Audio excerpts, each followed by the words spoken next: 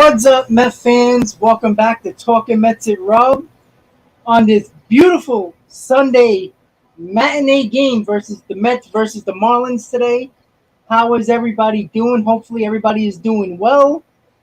Some people might be wondering why the game is on at 12 o'clock Eastern Time. Well, the game is exclusively on Peacock. So, you don't got Peacock, it's okay because for some reason I got Peacock. So we can actually listen to the game. We'll be listening to their excuse me, that telecast today and their announcers. I was gonna do the radio call, but this is the first time I'm doing a live stream with Peacock, and I listened to a little bit of the pregame, and they're not so bad. They're not Apple, put it that way.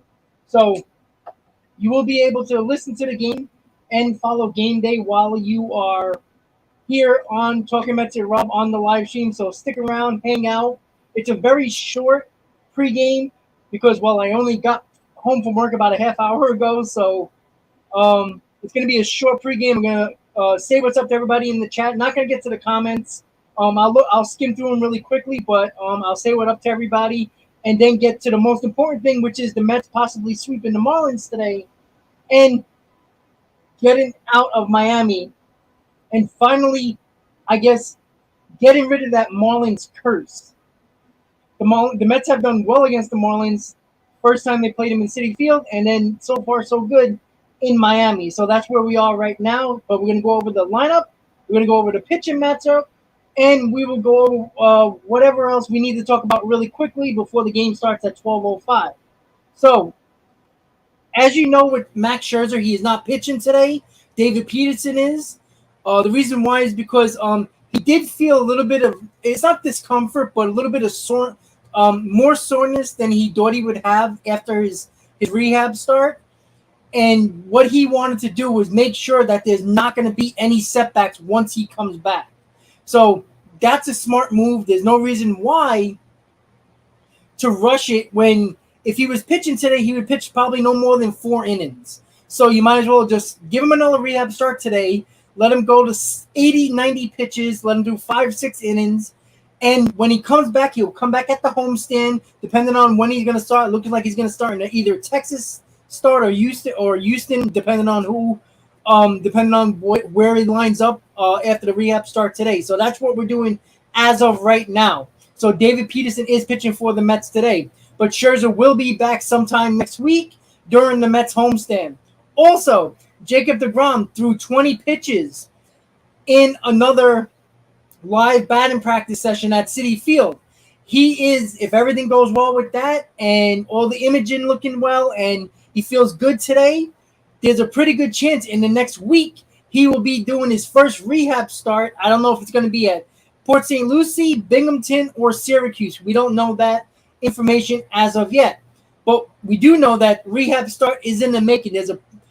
When it comes to Jacob deGrom, it's a very different rehab stint than it is with Max Scherzer. Max Scherzer could have only need 1 rehab start, but he needed only 2. With Jacob deGrom, who really didn't really have a spring training, you're going to have to give Jacob deGrom around 3, possibly 4 rehab starts before he comes back up to the Mets and starts in the big leagues again. So if you go 4 rehab starts, that's 20 days, right? 4 games, 5 days, every 5th day, 20 days. So if you do 20 days from now, that is around the All-Star break, probably right after the All-Star break. So that means he would have, if he comes back around that time, right after the All-Star break, he will have 2, possibly 3 starts before the trade deadline. And I think that is really big to know if Jacob deGrom is going to be healthy because, as you guys know, the rumors are flying about Luis Castillo and the Mets, the Yankees, the Dodgers, the Phillies. All those teams are in on Luis Castillo. The Mets need to know if Jacob deGrom is going to be healthy because if he's not, they got to make a move for another starting pitcher. So with that said, we got about 15 minutes until game time. Once again, guys, Peacock is exclusively showing the Mets game today. No SNY, no picks, no ESPN, no Fox, no FS1, only Peacock, guys. So if you don't have Peacock, stay here. You will listen to the sound of the game from the broadcast of Peacock and you also follow Game Day as usual on this channel. If you're just tuning in for the first time, thank you guys for subscribing to Talking Mets with Rob. Hopefully everybody enjoys the channel and the live stream. We do crazy things here. Not only do we listen to the TV broadcast, we also watch Game Day, and I also give my instant reaction during the game and also between innings as well. So once again, guys, don't forget to please hit on that like button. We got 42 in the stream right now before the game started, so that's a good start already. I'm hoping for 200 in the stream today, so that means I want at least 150 likes. So you got to make it happen, guys. It's all up to you guys. So here we go. Collins, I see you first time. Thank you for tuning in. Let's go Mets. Collins, let me know where you're from. If you're from New York or somewhere around the country or outside the country, please let me know. Thank you for subscribing to the channel. So once again, Peacock. However you want to call it. They call it the cock. I don't call it the cock because it's very weird to say that. So Peacock is showing the game exclusively today. The Mets are going for the sweep today with David Peterson on the mound. Scherzer is not pitching in this game today. He is pitching in a rehab start today in Port St. Lucie. He'll be flying back to New York with the Mets after today's game. Today's game for the Mets and Port St. Lucie starts at around 1 o'clock, and the Mets start at 12 o'clock. So that means he'll meet them at the airport, get on the plane, and head back to New York for their homestand. So we are ready for the first live stream on this channel from the broadcast of Peacock. We'll see how it goes. I think I can guarantee that it's better than Apple TV. I was listening for the last 20 minutes on the pregame show. It's Ahmad Fareed and Gabby Roberts or Gabby Sanchez, who used to be on the Marlins. They sound good. They're cohesive. They act like they worked together before, and they know the game of baseball. So it's going to be a lot better than Apple TV. You're not going to get it's hard to compare to Gary, Keith, and Ron. So the only thing you can do is just take it out how it is, and at least these guys are talking about the game of baseball. Like right now, they're talking about the pitcher who is pitching today for the Marlins. They're talking about the Mets, about Pete Alonso. So they're talking baseball, and that's all you can ask for from announcers, especially national announcers who don't do Mets games every single day. So don't expect greatness, but expect a good broadcast. The volume, for some reason, the streaming services, if it's Amazon, Apple, or Peacock, their volume is terrible. So I'm going to have to raise up the volume. I'm sorry if it's too loud. Just let me know if it will be when I start when I put the volume up so you guys can know, so you guys can hear it. I don't want to, make you guys deaf. So, so at the moment, guys, once again, it's on Peacock. And if you don't have it, I don't know how I have Peacock. Honestly, I subscribe to so much crap. I probably got a package and I didn't even know.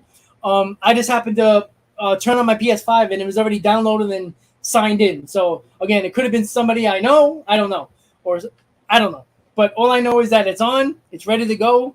The quality is good, so hopefully it doesn't. It's streaming, so that involves Wi-Fi. So you just never know. So I'm gonna do the best I can. Hopefully the stream goes throughout the game and we don't have no interruptions like we have during Apple TV. So what's the most important thing in this game? Mets can sweep. The Mets can sweep the Miami Marlins and go back home on a nice winning streak. It'd be a 3-game winning streak, and that would be great going forward, especially when we know we're getting a little bit more healthy and when Scherzer will be back in the homestand pitching as well. So let's get to the lineups right now. I'm going to share my screen for game day right now. And this is the lineup for the Mets today, facing Daniel Castano. So leading off is Brandon Nimmo playing center field. Starlin Marte batting second, playing right field. Francisco Lindor batting third, playing shortstop. Pete Alonso cleaning up, playing first base. Mark Canha is protecting Pete Alonso, batting fifth, playing left field. J.D. Davis getting a start at DH, batting sixth. Eduardo Escobar batting seventh, playing third base. Luis Guillorme playing second base, batting eighth. And James McCann is catching, batting ninth. and that is the lineup for the New York Mets. If you're seeing something that I don't see, is that Jeff McNeil is still not in the lineup. I'm getting a little frustrated by this because if Jeff McNeil can't play at all, he clearly can't pinch hit. I think the Mets should have just put him on the IL so we can get another player up, because you lose a player on your bench. And that's one thing I'm just a little annoyed about. Again, it's nitpicking a little bit, but McNeil hasn't played since when? Oh, geez, 4 or 5 games ago. They should have just put him on the IL so they can bring either another arm or another bench or another guy to put on the bench. You could have gave Vientos a shot for a couple of games, or somebody, anybody. That would have made sense. So you're just losing a guy on the bench at this point, unless they just want to give another day off. But it doesn't make sense losing a guy on your bench. But, I mean, it's not the end of the world, considering that you have the DH, so there ain't a lot of pinch hits, double switches, or hitting for the pitcher. So, unfortunately, McNeil is not in the lineup again. The lineup does shrink a little bit when McNeil is not there, but the Mets have found a way to win ball games without Jeff McNeil, and they got to continue to do that today. Again, they finally got the Alcantara in Game 1. Game 2 was a very nice performance, and the MVP of that game was Pete Alonso. And also today, we're facing Castano, who has under a 3 ERA, 2.57. It's not going to be easy, but I think the Mets could get to it. I think David Peterson will give up runs. I wouldn't be surprised. 5 innings, 3 runs. I'll take that. So the Mets got to score runs. I think at least 4 runs or more to win this ball game today. So let me say what up to everybody before the game starts. I'm not going to get to everybody's comments because it's a very short pregame, and I want to get you guys right to the game as soon as it starts in about a little under 10 minutes. So we got Joe, we got D. Garcia, we got Robert, Ryan, I Don't Play, Moose, Grant, a member of Talking Metro Rob, Jose, Terry, Collins, first timer, Subaru, D. West, Matthew, Rocky, Ken, and that looks like whoever responded in the chat at the moment. Once again, guys, don't be shy. Say what's up. If it's your first time here, let us know where you're from so we have an idea of where we're getting all these type of Met fans from. It's always good. I've got people from the UK, from DR, from Puerto Rico. I got people from the other day. I think it was somebody from Germany. Like, you get people all around the world. It's pretty cool. There is baseball fans around the country and, of course, around the world. So it's always pretty cool to see that at times. So let me know where you're from if it's your first time here. And if it is your first time here, thank you for tuning in and thank you for subscribing to the channel, because we are in subscriber mode. You got to subscribe to the channel to get into the live streams. Christian, a member of Talking Metro Rob, what's up? JS, what's up, buddy? How you doing? I'm doing good. Kendrick, what's up, guys? How you doing? So once again, guys, if you don't know, if you're looking for SNY, if you're looking for picks, Fox, ESPN, FS1, the Mets are not on none of those. They're on Peacock today. So that means that it's exclusive, just like stupid Apple TV, just like Amazon Prime, all freaking every type of streaming service that you can possibly need to watch a stupid baseball game. It's getting outrageous at this point when you can just turn on the channel and it's there. Now you have to go, jump over hoops just to watch a baseball game. And if you're on the West Coast, you're eating breakfast right now. I know Grant is in Texas. He's probably eating breakfast right now. So, like, you're on the West Coast, you're in the Midwest, you're a couple hours behind. So, it's 12 o'clock in the East Coast, 9 o'clock, 10 o'clock in the West Coast, 9 o'clock in the West Coast. So, it's a little crazy. Well, I don't know who's in the booth, but Ahmed Fared and Gabby Sanchez are the 2 guys that were speaking during pregame. I don't know who's in the booth. We'll find out. So we'll just have to wait and see. But again, I think it's going to be better than Apple TV because, they got a bunch of, non-baseball fans doing those things because, Apple has to be so woke that they're so concerned about their image of who they need to have on the broadcast than actual people would experience instead. So with Peacock, it looks like with Fareed and Sanchez, when I was watching the pregame before I went live, they knew they were talking baseball. They know what was going on. They were talking Mets. They were talking Marlins. They knew about the teams. That's always a good start. So, you're not gonna get the greatness of Gary Keith and Ron. But all I want is competence. If you got competence and you call the game the right way, you don't talk about food when there's bases loaded with one out and it's a big part of the game. That's what I don't want. So let's hope that doesn't happen. And I'm not excited about it, but this is the first time I'm doing a live stream during a Peacock broadcast. I did one against the Apple broadcast, and it was just annoying. I mean, we went with the Apple TV. We went with the radio instead. So yes, Chris. Unfortunately, Peacock. Yes, Peacock. I know. I don't like it either. Every Sunday, 12 p.m. And, poor people on the West Coast have to go at 9 a.m. just to watch their team. It's stupid. I can understand if it was just, if teams had like their own channel with their own app, which the Yankees and the Mets do, like individual teams, every one of them have their own apps and they want to stream it that way just to get eyes, just to get money. I get it, but having all these different services is really annoying. Like, all right, the majority of these people in this country have Amazon Prime, but when it comes to Peacock and Apple TV, I mean, seriously, like, come on. I only signed up for Apple TV just for the baseball games. I don't like Apple TV. I don't like it at all. And Peacock, I don't watch anything on Peacock.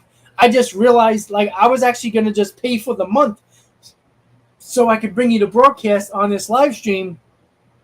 And I looked at it. It was downloaded on my PS5 and it was already signed in with my email. So I don't know if I got some type of package that is involved with NBC that I bought who knows how long ago for something else, and it works.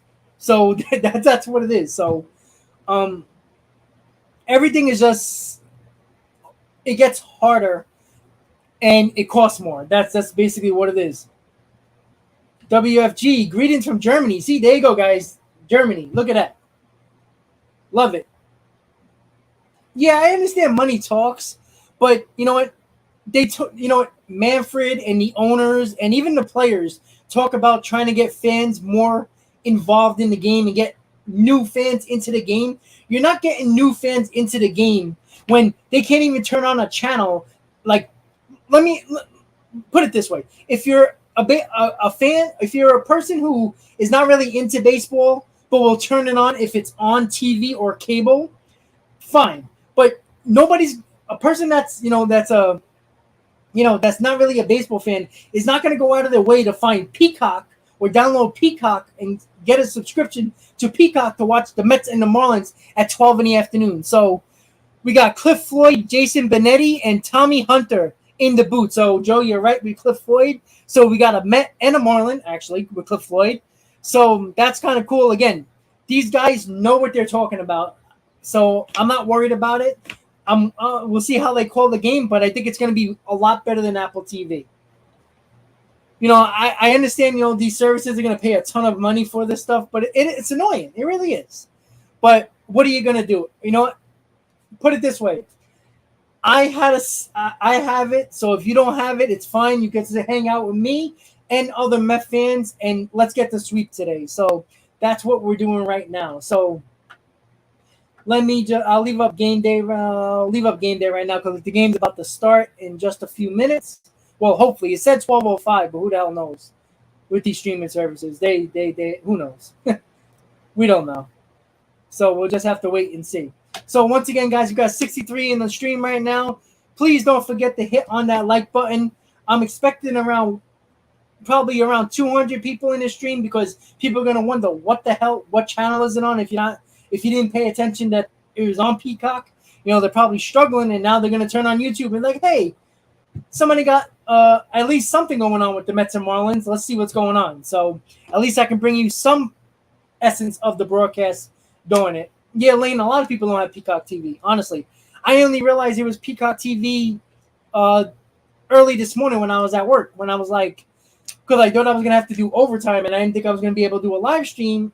I was actually checking it on my phone to see if I can just, turn on the SNY app. And I'm like, oh, no, you can't. So Well, Christian, it is really worth it because guess what? Those teams are getting that money too. That's the reason why. You know, and that's why it annoys a lot of fans that some owners don't spend money because they make all this money. You don't think they're making money off of Amazon and Apple or Peacock? Hell yeah. So it's crazy to me. And don't get listen, the players are getting a piece of this too. Trust me, because when you have a collective bargaining agreement with a union, they're getting a piece of it too. So don't let the players fool you like they're not making money out of this. They are as well. So it's 12:05 and they're not starting the game on time. Shocker. So they're just showing replays from yesterday. They show Alonso breaking his bat when he had the bases loaded and then popped up. And then Alonso in the 8th inning got that solo home run to give the Mets the lead. And that's when they kept the lead. And Diaz does what Diaz does this year and strike out the side and gets his save and give the Mets get the series win. And now we can sweep today. So I'm going to turn on Peacock.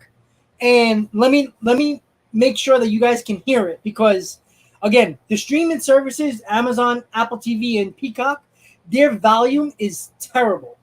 So I am making it as loud as I possibly can where I don't deaf you or myself. So let me know if you guys can hear it. Let me know if it's too loud or too low. He's a tough out at the plate. He can give you some good base hits. So these are guys, type of players that Don Mattingly loves to have. Yeah, we talked to Don Mattingly before this game today in his office, and I asked him, what would you want to add to this roster? The first thing he said was, can I get a couple more John Birdies? Yeah, just a couple more, that's it. And, it boils down to... I just want to make sure everybody can hear it good. All right, sounds good, Wayne. All right, perfect. Let's get a couple more perfect. All right, we're good. Like, I have this volume on 60. Like, that's how bad the volume is in the streaming service. But good. And you guys can hear me as well. Pretty good.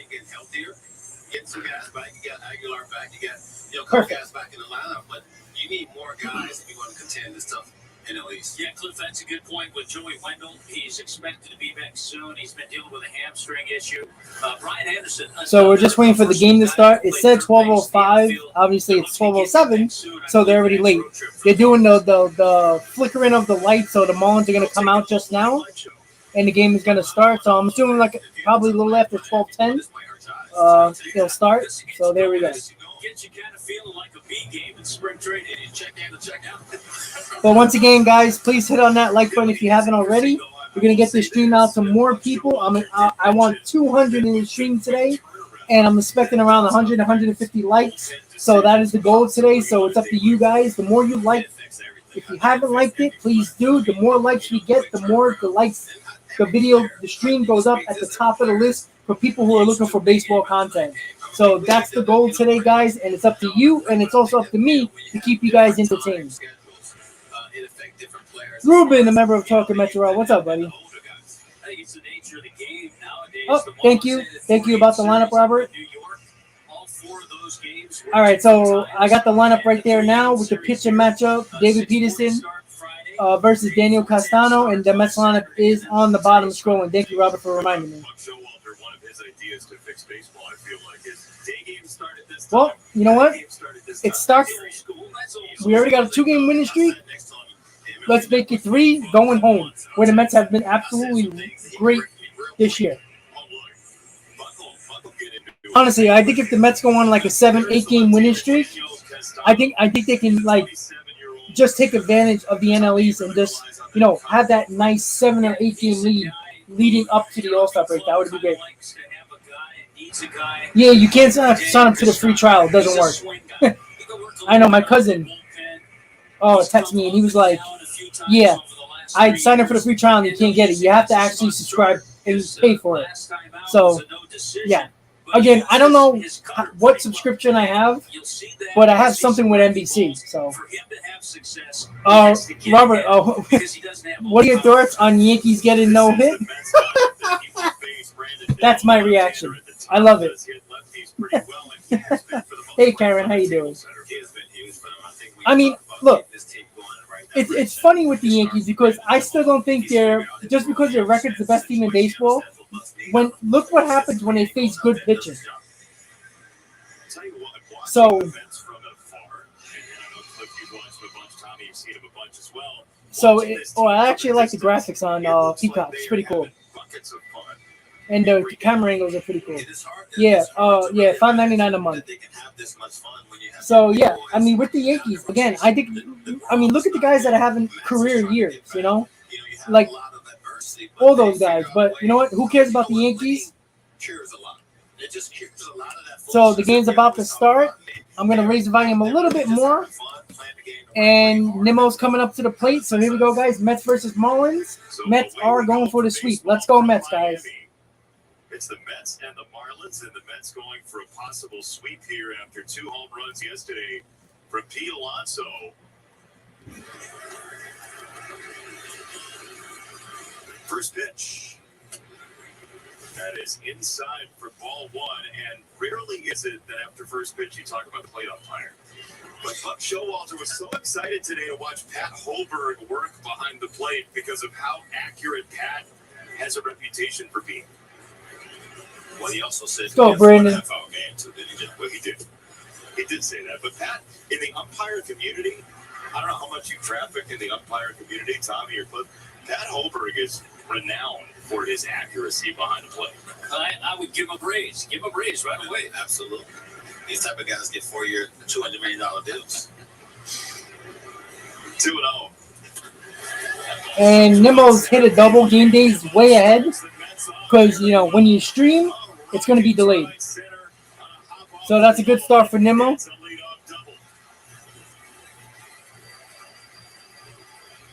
I think to explain how hard that ball is hit, having done a lot of games in this ballpark, Nimmo can fly. Normally, balls in that area are tripled, and he can fly, but that ball was hit so hard, it came off the wall. Good start for the Mets with a leadoff double by Nimmo. Good job in right field by Nimmo. Yeah, you did, John. To get it in quickly, and he ends up with the double. 5th hit of the series already. Let's go. Brandon Nimmo. It's a pretty good triples ballpark, right, Tom? Yes, it is. There is Starling Marte, who you and I were talking about it before the game clip. He has been through so much. So the stream is like a pitch behind game day. You saw the emotion when he came back to this team after Because obviously when you stream, it's going to be delayed. So with the live coverage. Yeah, grind. And, you know, I mean, I think sometimes we lose sight of when that uniform is off, right? And the real world steps in, and you got to do some things. But he has been able to weather the storm and keep fighting for his boys. 1-0 for Marte. Wave and a miss. I tell you what, we talk about exit velocity on home runs a lot. The exit velocity At the very least, Ken, right? 111 miles. 96 in the stream right now, guys. 100 in the stream right now, guys. Let's go, guys. Peacock is the only way you can get this game on today. So hang out with us today and enjoy the Mets game. Velocity is something people are pining for in front offices. There's a huge jump in exit velocity over 95 miles an hour in terms of batting average and slugging percentage. But you don't just say, like, okay, hit the ball hard. Right. It doesn't happen that way. It definitely doesn't. But it helps as far as players in a mindset, right? Like, ball come up hot. Just getting atom balls right at people. I can sleep. Let's go, Starling. 1 ball, 1 strike for Marte. Cliffy had some exit velo. Cliff, I just remember a lot of your home runs were those line drive screamers. You didn't have the towering type home runs. No, my golf swing is a towering one. I don't know why it's like that, but it is. And you know what? During the game, You got to cut that down. I do. In Florida, with the wind, you got to hit the ball low. Absolutely, I agree with you, Tia. How does that happen? That's valid. How can they be so different? I don't know. I know one thing. I had no idea about backspin when it came off the bat. I just knew. Once again, guys, game day is a little quicker than the stream because the stream is a little bit more delayed than on regular live TV game. You know what I mean? And they just wouldn't be able to move, and that's when I knew I had successful. You know, when it came off that bat. So you were watching the outfielder. Oh, absolutely. If you took that one step in, you were in trouble. You're done. Tommy, your homers were of what kind? Not very often. All right, what's up, buddy? But they were what they call fence Nimmo got a raiders. leadoff double. Marte is up right now. So good start for the Mets to see if we can get some runs early on the board. 2-2 from Castano, the left-hander on a Baylor, to Starling Marte.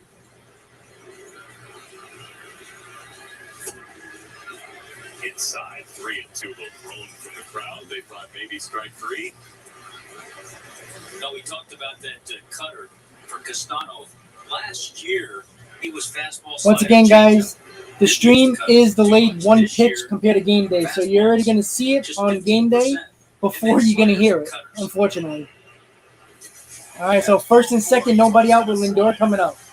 That's the way we like to start.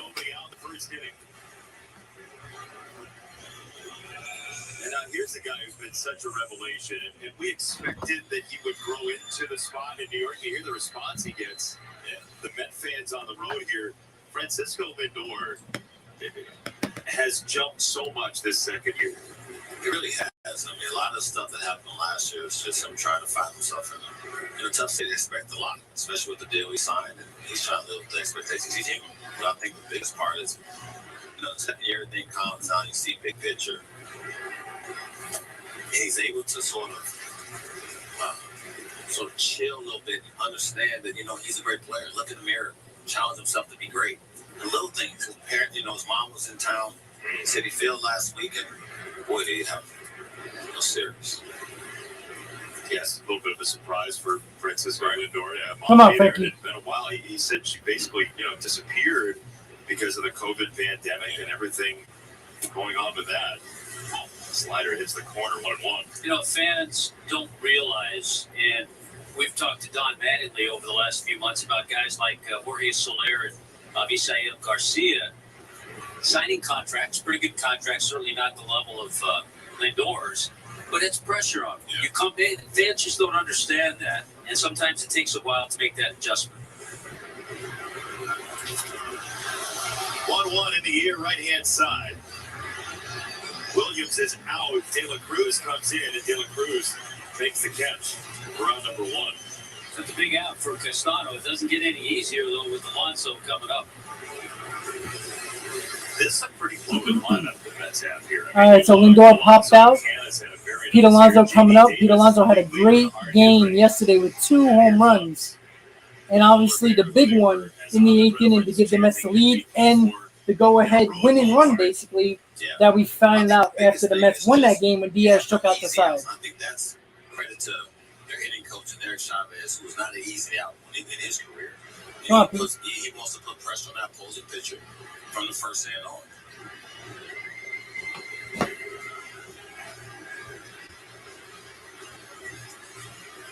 Managers talk a lot about length in a lineup, and the Mets certainly have length. You get a guy down the lineup hitting 7th like Escobar. A few years back, hit 35 home runs. There's a guy that just cleared 10 years in the majors, Escobar, and it seems like everywhere he goes, people love him in the clubhouse. Alonso takes down low 2-0. Cliff, how would you pitch Pete Alonso? Obviously, this situation, you got to try to get in on the hands. I mean, it's imperative that you get in on the hands. If you don't, we've seen what's happened thus far in his career, and especially this. And this right here is where he's made the adjustment as far as getting better. Runs in slow position, he does damage.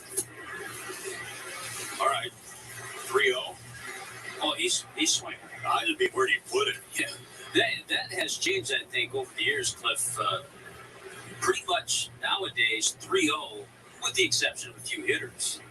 You only have a don't swing sign. Yeah. Pretty much everybody has a green light. He didn't even look down at third base, so third base coach, there was no. Yeah, Joey Cora, what's he going to tell him? Nothing. Let's go, Pete. Here we go. He decides to take. They did get in on the hands on the inside corner with the cutter. I'm sure that's what he'll try to do again. Not a whole lot of margin for error with Pete Alonso, I feel like. Well, when he's hot, right? He's in a zone right now where he's very patient, and that's a recipe for disaster for any pitcher. In the air, left field side. Murray started back now. First and second, nobody out. Lindor and Pete Alonso didn't do nada. Didn't even move the runners over. I tell you what, a lot of times momentum happens with a big base hit or a good defensive play. But if Daniel Castano can get out of this inning after the first two batters reached and get through Lindor, Alonso, and now Mark Canha, if he could do that, that would be a nice momentum boost. All right, so Mark Canha's up. Mark Canha's been very good at running the scoring position. See what he can do. That happens. You got guys out there on the mound that's, you can't just pump fastballs. You have to keep them off balance. It's a good job. That's true, Ken. He has done that. To your point, Tommy, you think about what this inning could be, how it could even feel just emotionally for Castano if that ends up being a hit for Alonso. Now you got a chance with Canha, who's had a very nice year. 2 on, 2 out. I think Mark Canha was one of those under-the-radar signings for the Mets and for a lot of ball clubs. Yeah, I mean, in his time in Oakland, I wouldn't double steal in that spot. I mean, you expect Lindor and Pete Alonso to come through, so I wouldn't steal because you can actually run yourself out of the inning just as fast as Pete Alonso and Lindor popped up.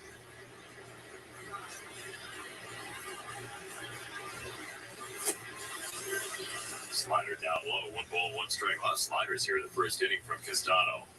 I don't think you talked about this lineup. I mean, it's not a lineup where you just go out there and consistently say, I can overpower with one pitch.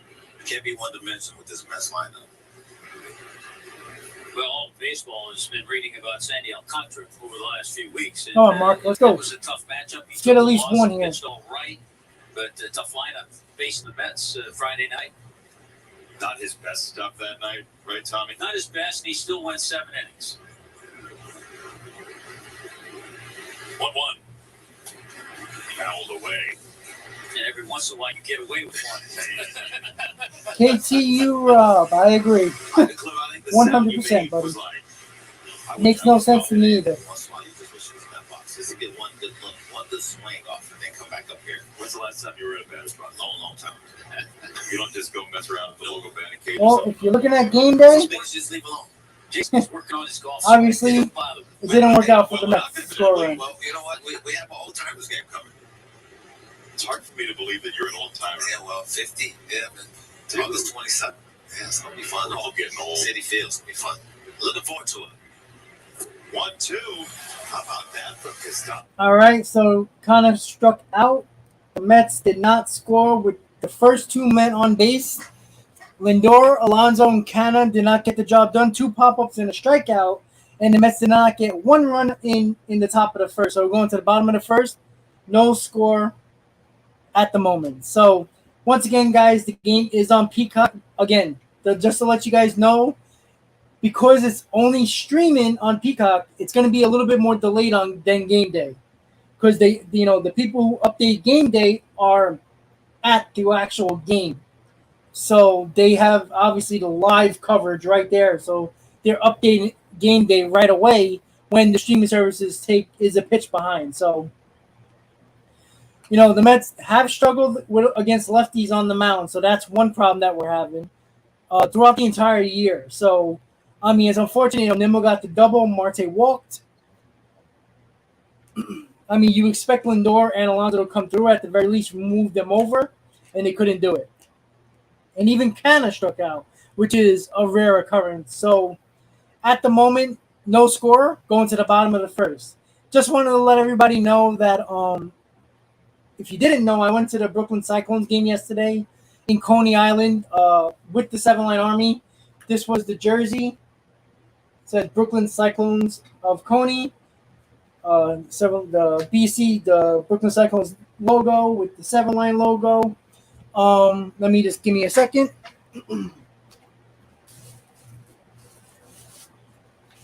It was Pete Alonso bobblehead day.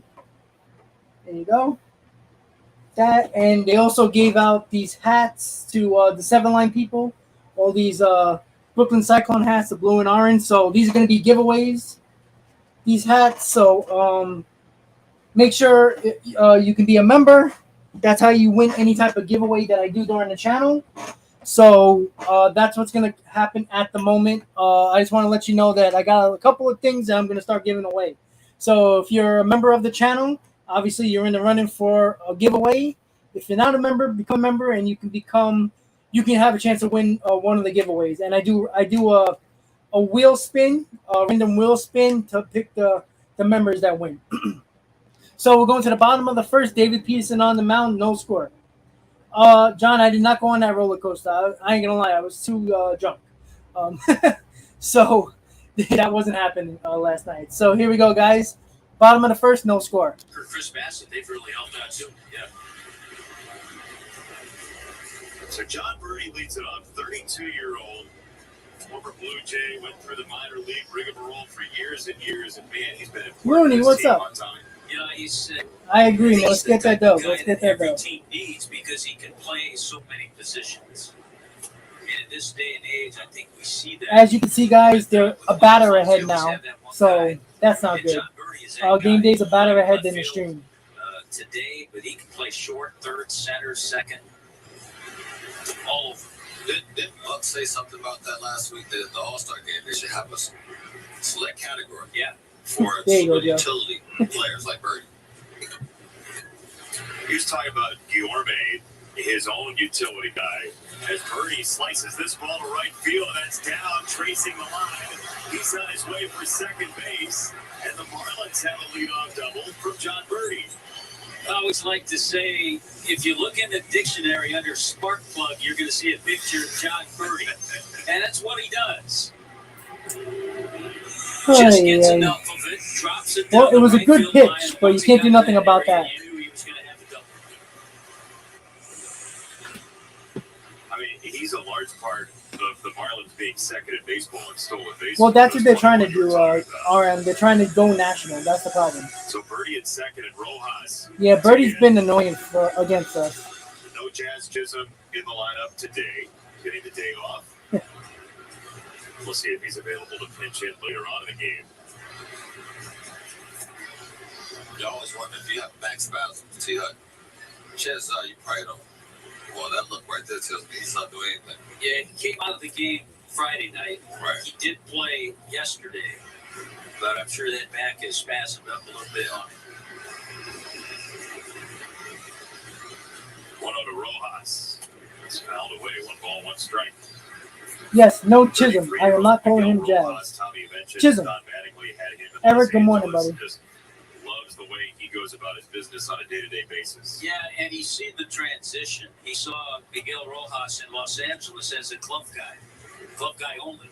He's seen him work hard at his offense, and all of a sudden he's put the two things together. Trying to stuff it inside. Just What missed was with the that slider, 2-1. Early on, you can see what Buck was talking about with Strickland behind the plate. About Pat Holbert. Pat Holbert. Yeah. I mean, he is as true to the zone as you're going to see. As a hitter, you love him. Of course you do. It's 3-1 all the time. I'm sure you have a pretty good batting average at 3-1. You know what Jay calls spade a spade. I mean, these close pitches are what, to me, is you know, the game changer of an at bat, right? Like I'm sitting there thinking, you know, that pitch looked close. Typically, that goes to the pitcher, but if I'm going to get that pitch, That's true, Ken. On the ground, third base side, Birdie peels away. Lindor, the throw of the stretch. All right, so the runner moves to third and 1 out. Number 1, Birdie to third, reading the ball's pace well. Absolutely, and good example right there. It is kind of annoying that game day's ahead of the stream. John Birdie could do. If this ball is hit sharply to short, it's probably not going to go. But once it was chopped the way it was behind him, only play for Lindor was to go to first. And these are the little things that the Marlins have to do to beat a team like the Mets, because the Mets are a better team. Yeah, I thought it was really interesting listening to Buck Showalter talk about creativity and imagination. Yeah, exactly. They don't care about the baseball fan anymore. Because they know the diehards are always going to be there. Lindor, you don't have to be a cookie cutter the way you field the ball, the way you throw the ball. We saw the smoothness of Lindor there at shortstop. Just play your game. Be you. Be free. 0-1 to Cooper.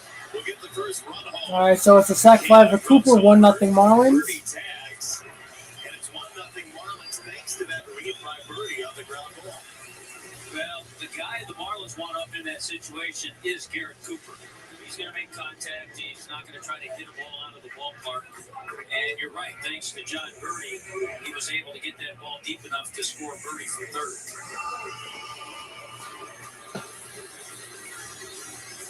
How about that? The Mets put the first two on in the top of the first inning. Can't score. Now the Marlins take the lead at the bottom of the first.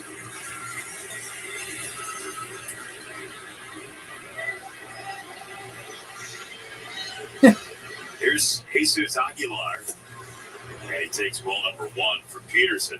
By the way, I just think it's fantastic. It shows the research that Buck Showalter can do, that he knew the home plate umpire was the best in the league at balls and strikes. I just think Buck's curiosity never stops. He wants every nugget. I'm telling you. I mean, I was sitting next to him. The knowledge in his head was off the charts.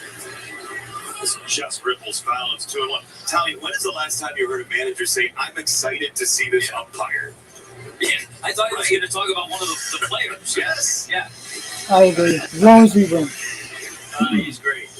Well, the thing with the football, with ESPN with football and Channel 11 or Channel 9 for the Giants, the reason why the difference is that the Mets channel, SNY, and yes, they're actual cable channels. So ESPN doesn't want another cable channel getting the broadcast.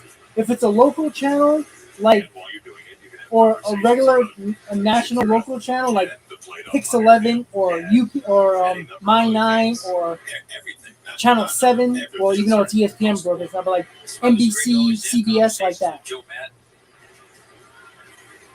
Dusty Baker. You can go in all kinds of directions with those guys. We all had something different. It's not Bassett Looney, it's David Peterson. Is that right? No, wait, it was like... No, they're talking baseball. That's what you can ask for an outside But I was like, this is incredible. an outside broadcast. 3-2 wide of third. It was like coming to the manager's office and have a glass of wine. Let's talk about let's talk about the team. Let's talk about guys. Let's talk about BJ Upton at the time. Whatever the case may be. It was just casual conversations after the game, something to sleep on, and come back the next day and just figure out something on the fly. 3-2. Another jam shot. Again, they're not hitting them hard at all. It's just that's the other hit too. Birdie with the same blue hit. Both times got jammed, and Peterson got no luck on that.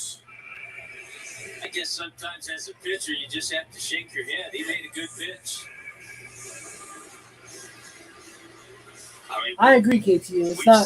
It's stupid, but that dude in the home run again, they're trying to get fans just to watch baseball. They don't care if you're a fan of a team. That's the problem. Here's Forte as the catcher.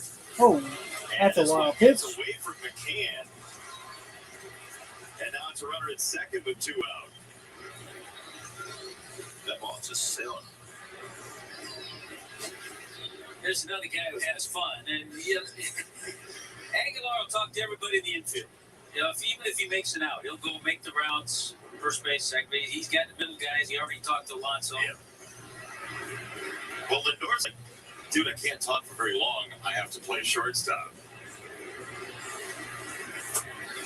So it's funny you bring up Joe Madden and the line thing specifically. We were in Washington with our game last week.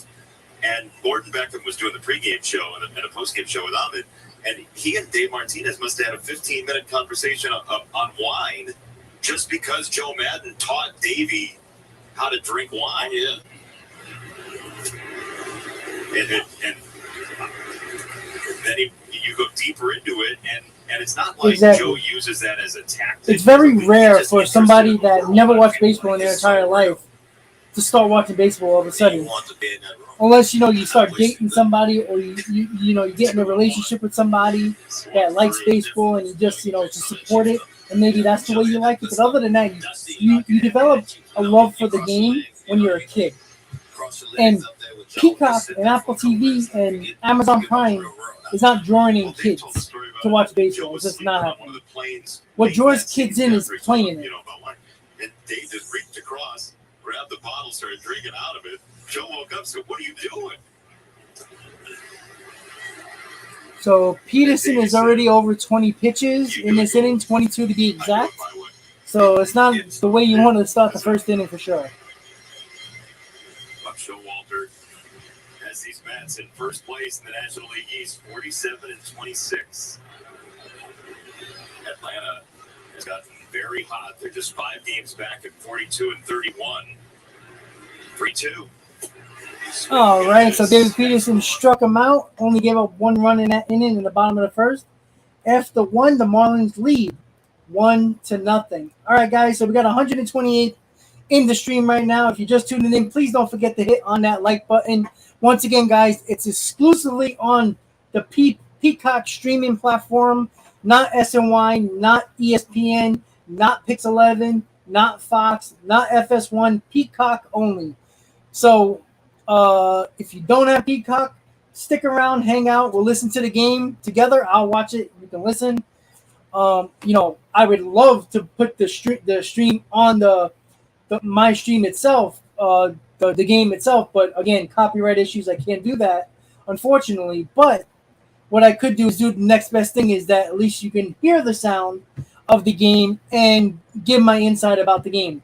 So once again, guys, just to let you know what I happened to do yesterday, I went to the Brooklyn Cyclones game with the Seven-Line Army. The Seven-Line Army likes to go to the minor league teams of the Mets, Brooklyn, Binghamton, Syracuse, just to support the local minor league teams and, of course, the local businesses around the area. When the Seven-Line shows up, we spend a crap load of money. Even though yesterday it was I think the ticket was like $65, and you get open bar, and you get a voucher for I think it was like $13 or $14 voucher for food. So, it was all you can drink for the first 2 hours. From 5:30 to 7:30 was the time you get open bar, and it was all types of beer. It was hard liquors, everything like that. So mixed drinks and all that stuff. So that's what I did yesterday. I also said I got a lot of hats, Brooklyn Cyclone hats. I also got the Pete Alonso bobblehead. The hats I'm going to give away to subscribers. And I also got I don't know why they gave it to everybody from the Seven-Line, but it's a season ticket holder, like a pullover. But it's an extra. I think it's a 2X, and that ain't fitting me. That's for sure. So all right, guys. So we're going to the top of the second. Marlins lead 1-0. JD Davis leading off. How was that for you? That was fantastic. Had a World Series in one of those years. Thanks, Cliff. Glenn is a marvelous human being. We're glad you were here. He says we're doing a fantastic job. Yes, that's very nice of him. It's 20 though. Yeah, Hey, give it time. Give it to him. We'll disappoint you by the end of the day. Here's JD Davis. JD hits one down the line. That's going to be a double. All right. There we go. All right, so we are getting the hits. Now can we bring them in? That's the important part. You can be really aggressive when you're JD Martinez because the swing pass. I mean, we know what JD stands for, right? Just doubles. I mean, come on, guys. Like that, the ball in the zone has no chance. Yeah, they're not making Escobar right now, bunch. the Mets are going up there with an aggressive mindset. Yes. And if you're a right-handed hitter, you're going to see sliders and cutters. Eric, I only did one shirt, and that was when Nick Plummer first came up. But I am working on other designs for the channel and a couple of phrases for like Mets players and stuff. But I'll keep you posted, Eric, when I do merchandise. Use the ball in. We have seen one ground ball. Let's see if Escobar can get hot here. Escobar has been a better right-handed hitter than left-handed hitter this year. The eye test isn't always right. The analytic stuff isn't always right. It usually finds its place, like over a full inning, you would think we'd see more than one. But you know what? That is the thing about, especially, today's game. We were talking about this a little bit off the air, Tommy. But, Jazz Chisholm's on the bench. Avi Garcia, Soler is on the bench, sort of a makeshift lineup for the Marlins. They've gone scoring runs today. Ken, I'll take that. As long as it's productive, I'm happy. I think, Kendrick, I think they're coming to Wednesday game, if I'm not mistaken. They usually do one midweek game a year for a homestand. You know, it was funny because they were talking about that yesterday. I didn't get the 7-line ticket for the home outing because I have season tickets, but that's what you play. So Devon White, Devo, and center had a day off. Play center. I think it's either Tuesday or I know it's Tuesday or Wednesday. I'm not sure which day. Fourth in the lineup, the fifth. You were going to hit fourth or fifth. It was unbelievable. Just plug it in. I mean, you have to shake in your boots. Oh, Escobar strikes out. That was a good pitch. Escobar didn't like it. Right on the corner of the box. Look at questioning the best home plate umpire in the. Well, you think about that was too close to take. It caught the corner. It's right there. That's going to come back to bite you. But wow. That's just perfect pitch. It is. Yes. As you sit there, we're reading his face. Like Buck's thinking, now, we just had a dive back into second base without a throw, which was pretty hilarious, too. But Buck's got to be thinking, now, I know better than to question this guy. All right, Guillermo, let's go. Let's get this run home now. Come on.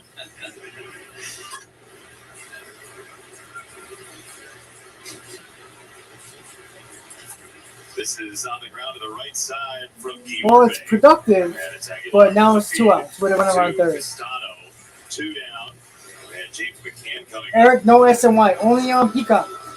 Buck Showalter had lots of praise for Guillermo, and when we were talking to him, he loves Guillermo and what he brings to the club.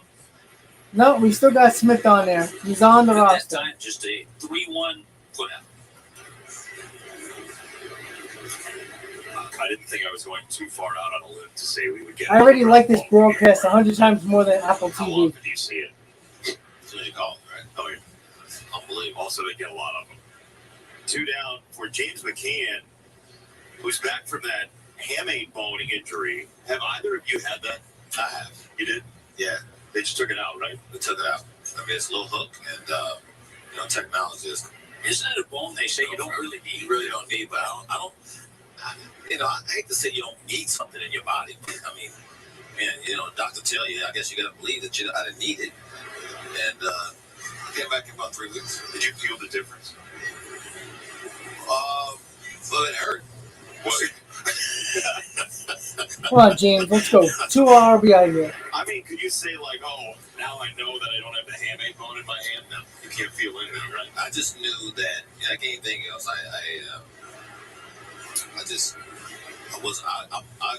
the bottom hand is always on the knob. So I had to choke up a little bit to sort of get comfortable again with swinging the bat.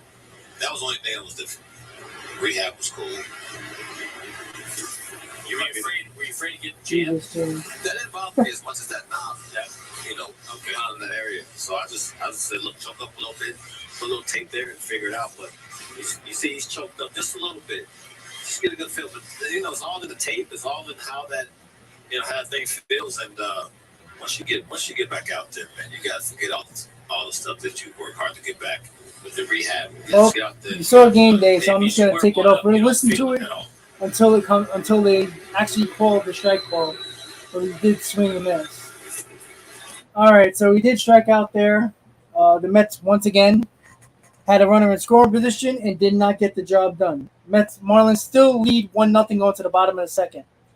So once again, guys, as you know, Peacock is the only way you can watch the Met game today, and it's sometimes a pitch or two behind game day, which kind of sucks. But what are you gonna do, right? It's not like we can fix that issue. God, these streaming services are annoying. So once again, guys, we got 143 in the stream right now watching Mets versus Marlins right here on Talking Mets with Rob. Have a little watch party going on right now on this matinee Sunday, 12 o'clock start because of it being on Peacock. I just have to keep on saying it, but it's Peacock. Might as well, right? So a couple of things that we talked about during the pregame Max Scherzer, obviously not pitching today. He's pitching in a rehab start for Port St. Lucie. If all goes well, he should be pitching around 80 to 90 pitches, which will put him on track for pitching in the homestand and his first start back in the Mets uniform in almost 4 or 5 weeks. So that's one guy we got back, and also Jacob deGrom threw another live batting practice of 20 pitches. So he is on track. It looks like if everything goes well, if he feels good today and tomorrow, he will be pitching in his first rehab start very, very soon. No determination if he's going to be at Port St. Lucie, Binghamton, or Syracuse, or even Brooklyn for that matter. We don't really know where he's going to go. I'm assuming he might be in Port St. Lucie because he does live around that area. So I'm assuming it'll be easier for Port St. Lucie with him, but we'll see. But he should be rehabbing a start probably sometime in about a week or so, week and a half. So that's another good sign. We might get all our chips back right before, a little bit after the All-Star break. And it is telling to see if we can get...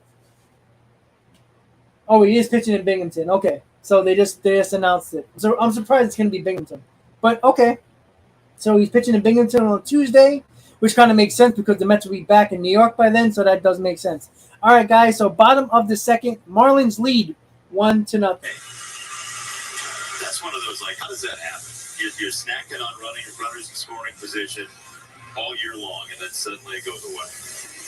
You never understand it. You just keep hoping you get opportunities that come through. You just never understand. I mean,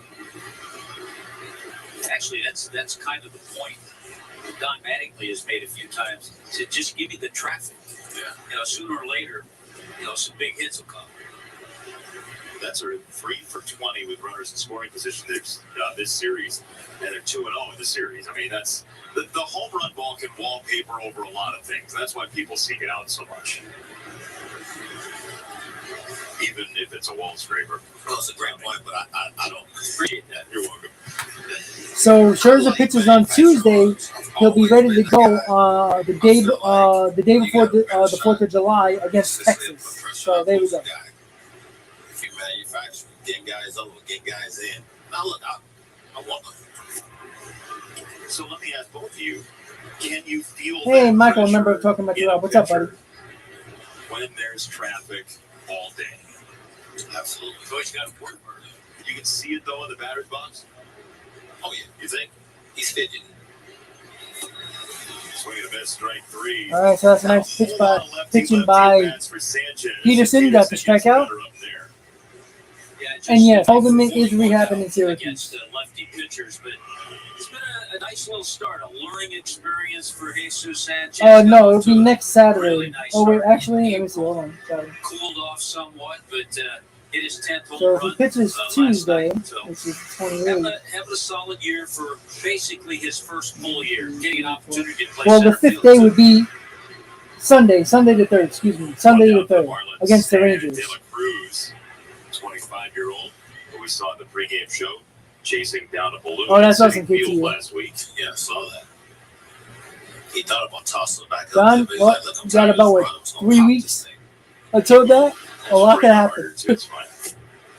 One ball, I don't one think you'll strike. see DeGrom. You know, It'll be close, but I don't think he will. Maybe Max. That's what I was always saying. I'm not gonna keep running for your ball and your beach ball consistently. I got a job to do out here, right? So I'm gathering that you have popped beach ball, or Not one, all of them, every single one that came on the field. Pop, Wow, don't go back up. even in LA, San Diego, where the beach ball is so prevalent. Yeah, but it's big. Come on, David, let's go. But look, Get that offense back out there. keep We've it been up getting there. runners on base. We just got to The score. way you said that, it sounded like you had a history. Yeah, well, I just wasn't interested in running back and forth for your beach ball. Hopefully, we get that win, KTU. Just wasn't interested in it. Especially if I'm over 2 with 2 punches. Good luck getting that thing back there. Yeah, that's not the sand line. You don't get to go to the neighbor. Nice pitch. All right, David, there you go. Tommy, 2 were strikeouts you in a the little inning. nicer to The 3rd strikeout for today for Peterson. Not being a regular player, you had to get as much encouragement and fan support as possible.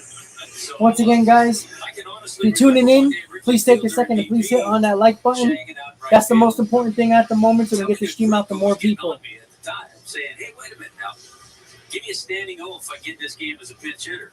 And I got in a game and I got little applause out there in right field of bleachers. You just buttered them up. Yeah. Let's feel good stories. I just got booed all the time. Maybe because you Yep, Kurt, unfortunately. their stuff. Yeah. Hey, by the way, David Peterson all of a sudden has struck out 3 in a row. He's throwing the ball a lot better. 1 strike to Williams. 1-1. It is amazing, and I know we're primed for it because the conversation we had with Buck Showalter. Pat Hoberg has been true to the box on the screen for every pitch so far. And that box is just an approximation. He's going to ring him up on the check there. It's, I think, the last 100 at bats, the approximation of what the strike zone looks like for the batter. So I had an umpire tell me recently, sometimes people need to remember we don't see that box, right? But it looks like Pat does. Somehow another he sees it, right?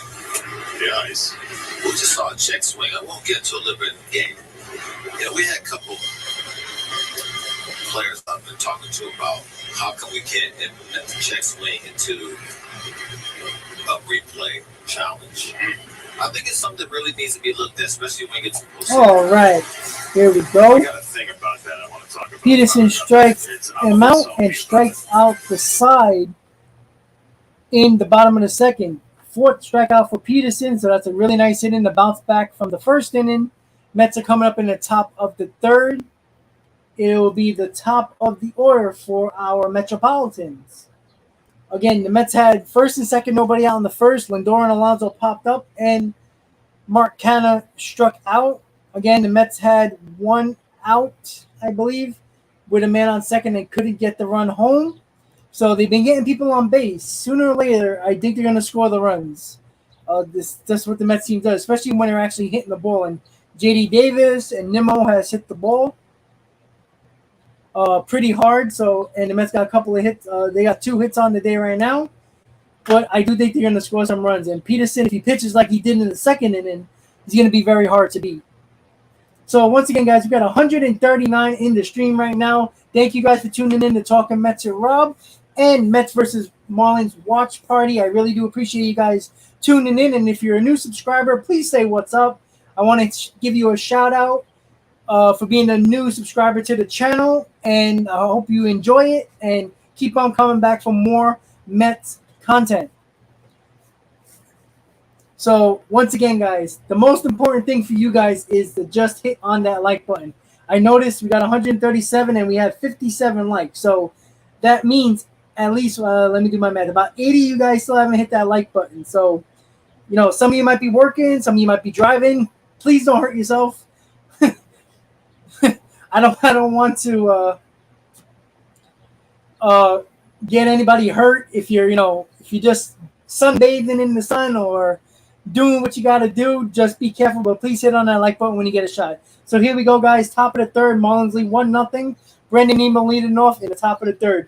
So they are interviewing Jazz Chisholm right now. So let's see if it's as bad as Apple TV. Here we go. The reason why you have it, you know what I mean? Yeah, gotta show it. Swag to me. Swag is what he has. Consistent. Yeah, he does. I talk about him all the time too. First pitch here. Oh, yeah. All right, Brandon. There we go. Tied the ball game on a home run to center field, baby. Let's go. Nimmo, 2 for 2, a double and a home run. Looking like we're looking for another cycle here for the Mets. Let's go. Nimmo is starting to heat up for the Mets now. Finally seen Nimmo ever since he came back from his injury. Has been struggling a little bit. Got his hits here and there, but he is hot right now. Just watch the game. Just be ready to go whenever they're ready. Let's go. Hit that like button. If it's not for me, hit it for Nimmo. Let's go.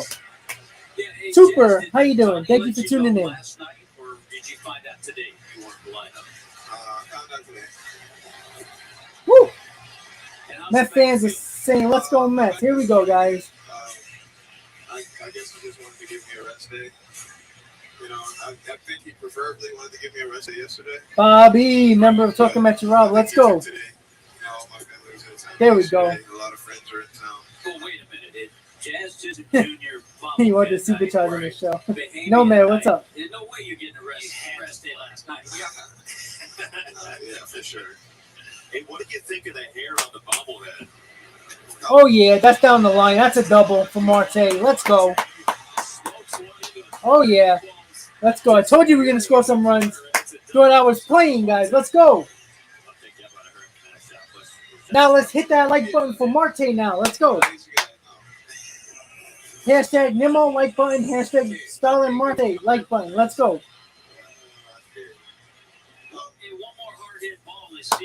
There we go. Mets are hitting them hard. They just got to keep on scoring those runs. You're not superstitious like that, are you? No, I'm not. I'm joking.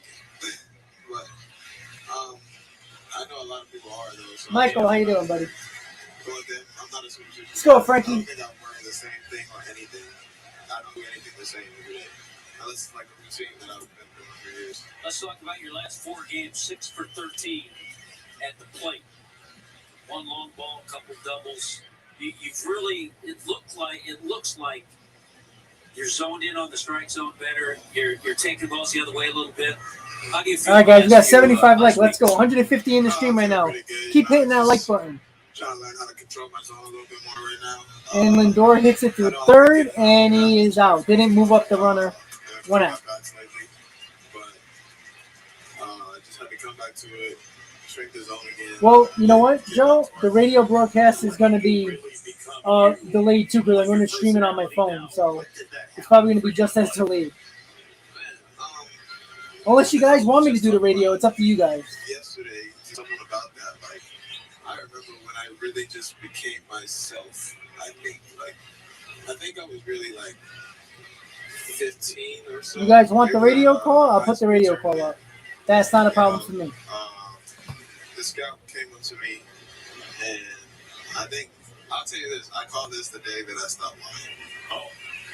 Because after this happened, I might just leave Peacock because it's something new. I know it's a little bit behind, unfortunately. Because like after that day, I stopped caring what everybody said. So I mean, I can take game day off if you guys want, or shrink it a little bit. I don't know. It's up to you I was guys. still a switch hitter in high school. There you Going go, into this Ruben. tournament, this big tournament, had some scouts there. It was the first time like I'm really playing in front of scouts. And after the first game of the tournament, the scout came to me and he told me, he was like, "Hey, you think you could hit lefty lefty?" Well, you saw the update already on game day, but we're gonna listen to the call here. You know, I haven't hit lefty lefty since I was like, Oh, a little blue double for Alonso, and the run's gonna score 2-1 Mets. Let's go. Take the lead. Number 69 for Pete Alonso in the RBI department. Pete Alonso, well, I mean, he's projected to have about 145, 50 RBIs. I mean, going to have over 70 RBIs, close to probably 80 RBIs by the All-Star break, if not more. That's insane. Case we talked about a good pitch. Yeah. Really tied him. I don't think That's right, made the 69. outfield Woo! runs. And he got a 2-base hit. I think it barely did. If it did, it barely did. Yeah. Man, Casano's been doing really good too. Yeah. Hey, you were saying about that scout. Oh yeah, so he told me to hit it lefty lefty, and I was like, sure, I'll try it out. Like, he was like, I don't see a reason for you to hit right. Yeah, he'll probably have 70. He'll probably have 75 before June. And I mean, like, for I mean, me, he literally can have 90 solid RBIs by the player, All-Star you know, break. That's on insane. that side, just not homers. My first 2 at-bats in the tournament, after he told me to go lefty-lefty, they had a lefty starter pitching that day against our team, and I hit 2 homers against them. All right, so you want to know something interesting, guys?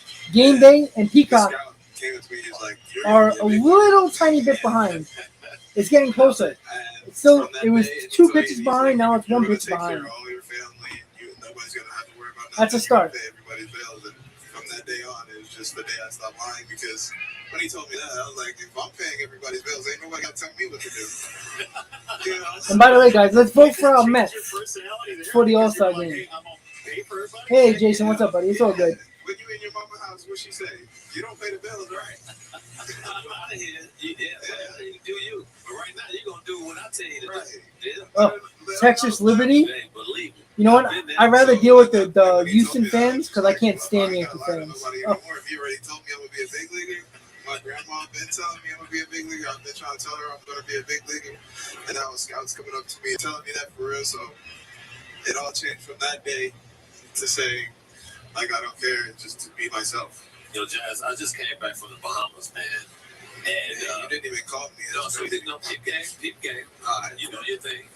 Kind of grounded to third. Pete Alonso's going to stay on second to us. And so I go, I'm going. Cool, thank you, buddy. I appreciate it. Thank you for tuning in. I see some kids. They walking through Yeah, I work with a ton of Yankee fans, so one of my coworkers is a Met fan that I work with. If you don't know, I work at Costco, and we were at the Cyclones game yesterday. So that's the one Met fan I know at my job. Everybody else are Yankee fans. Yeah, well, see, and I said, who's your favorite player? And every single last one of them said Jazz Chisholm. And I said, well, there it is. We winning. That's it. Yeah. How that make you feel, man? I mean, that makes me feel great every day. I mean, this last offseason, we had a little kids camp for the There you go. See, that's the difference right there. And, I mean, every kid. That's the difference, I know Texas. everybody saw me with the big toe tap last year. Yeah. Every kid down there had a toe tap. Like, had the lefty, like, everybody wanted to be a left-handed hitter, had a toe tap, play shortstop, play second base, want to make jump throws, diving catches. See if Davis can drive in Pete Alonso. He had a double in the first inning. And I'd be like, oh, excuse me, double in the second inning. Excuse me. You know, so I just try to make sure. Nice. Hey, now, Jazz, speaking about paying the bills, I know if all things work out the way they should. So game day's a pitch behind. It was 2 or 3 pitches behind, so maybe it'll catch up a little bit. Grandma got to be out there. She got to drive the Mercedes with me. Tell us about Grandma.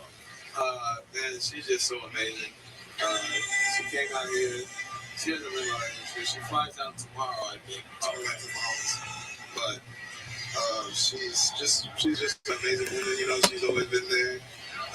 My other grandma, who I'm raised with, would take me to her every weekend just so I could play baseball, go watch her games when she was playing, and just enjoying life with her. You know, like she was teaching me the game as she was playing. I was in the dugout with all the women when they were playing their softball games, learning everything. And to be honest, you'd be surprised how good that. Davis flies to right, and the inning is over. Obviously, you saw it on game day, but I just like to hear the sound a little bit. So the Mets take the lead 2-1, going to the bottom of the third. So that's not the Mets. Nimmo with the home run, Alonso with the bloop double to score Marte to give the Mets a 2-1 lead. So good. Finally, the Mets were able to get some runs on the board, considering they had a couple of men on in the first 2 innings. But they got the job done and have a one-run lead at the moment. Once again, guys, 168 into the stream. I really do appreciate everybody hanging on and tuning in today. Once again, it is on Peacock exclusively, so it's kind of annoying. I'm assuming that's why there's a lot of people in the stream right now, and I'm expecting over 200 today, just because I don't think some people even know it's on Peacock. If you didn't realize it and you're trying to check SNY, Fox, ESPN, FS1, and you get a little nervous, like where the hell is this game? And then you start turning on, you checking YouTube to see what the hell is going on. So I do appreciate you guys hanging in, and listen, you guys have to subscribe if you're new to the channel. So I do appreciate that. So if you're new to the channel, say what's up, guys. Do not be shy. And if you're just tuning in, please hit on that like button. That's the most important thing, because the more likes on this stream, the more it goes to more baseball fans on YouTube and gets at the top of the list. And that's where we want to be. Everybody wants to be at the top. So that's where I want my stream to be right now, guys. So let's keep it going. Mets got 2 runs. So smash on that like button, guys. Let's do it. Let's go. So once again, guys, if you want to become a member of Talking Mets at Rob, all you got to do is click on that join button underneath the stream, or if you're on your phone, I believe you have to go into the channel page. There's so many, each one, iPhone has something different, Android, if you're on a laptop, iPad, it's all over the place. But you can go specifically on my channel page and click on the join button, and the game is on. So I'll talk to you after that about the membership. So 2-1 Mets going to the bottom of the third. Yeah, I think in the fifth Hey, Thor, what's up? Moses come up. Yeah. Well, that might be too bad. Be careful. Which 2? As you can see, it's a couple of pitches ahead already. Here's Eric Gonzalez, just brought up today. Short time with the Marlins this year. It's 1-2 on Gonzalez. David Peterson, who has struck out 4 in a row at this point. Thank you, Rafael. I appreciate that. All those swinging strikeouts. 10 swings and misses already today. And foul ball. All right. I know he already strikes him out. 19 against the Marlins last Monday. Yeah, it's interesting. The Mets with their 2 runs, all 5 hits, extra base hits, 4 doubles, and a home run. All right. Swing and a miss, strike 3. 5th straight strikeout for Peterson. So good. Peterson is finding it right now. We like that. 43 pitches in the 3rd with 1 out. Pitch count is pretty good. And you're kind of guarding for that, and he goes away with a change. Yeah, it's almost unhittable. You look at this ball is just tailing away, and it just doesn't stop, right? It looks like it's going to be on the corner, like you can just foul it off. All you're trying to do, if you're Eric Gonzalez, just foul it off and get another pitch, but that ball just keeps tailing away from you. 1 down for Birdie. I have expected to see Steve Gelbs over at the brunch area with Pander a couple more times. He's there. He might be. He's around here somewhere. What's he doing on the up day? There's a young John Birdie from Troy, Michigan. What I got from YouTube KTU, again, a couple of weeks ago. Good afternoon, Earl. Thank you for tuning in. Let me just listen to the pitch, see what's going on before I talk. So, what happened? Gorilla, how you doing, buddy? If you look at my swing, it was different. Gorilla, I agree, man. 150%. I agree. It's freaking annoying. So yeah, when it comes to YouTube, YouTube has given itself exclusive rights to block people on certain channels. Birdie ground ball to short, and it should be an out. 2 outs. All right. So let me just lower it a little bit. So basically, that's what a couple of weeks ago. Especially sports channels in general, there's been a lot of complaints regarding cursing, racial slurs, religious stuff, all that type of stuff, political stuff, like really bad political stuff on a lot of sports channels, and YouTube is cracking down on it, and they leave the content creator out of the control of certain things. And they told us if we don't block people or time out people when they say something that might be a home run. It is. Damn it. All right, so they just tied the game. Damn it.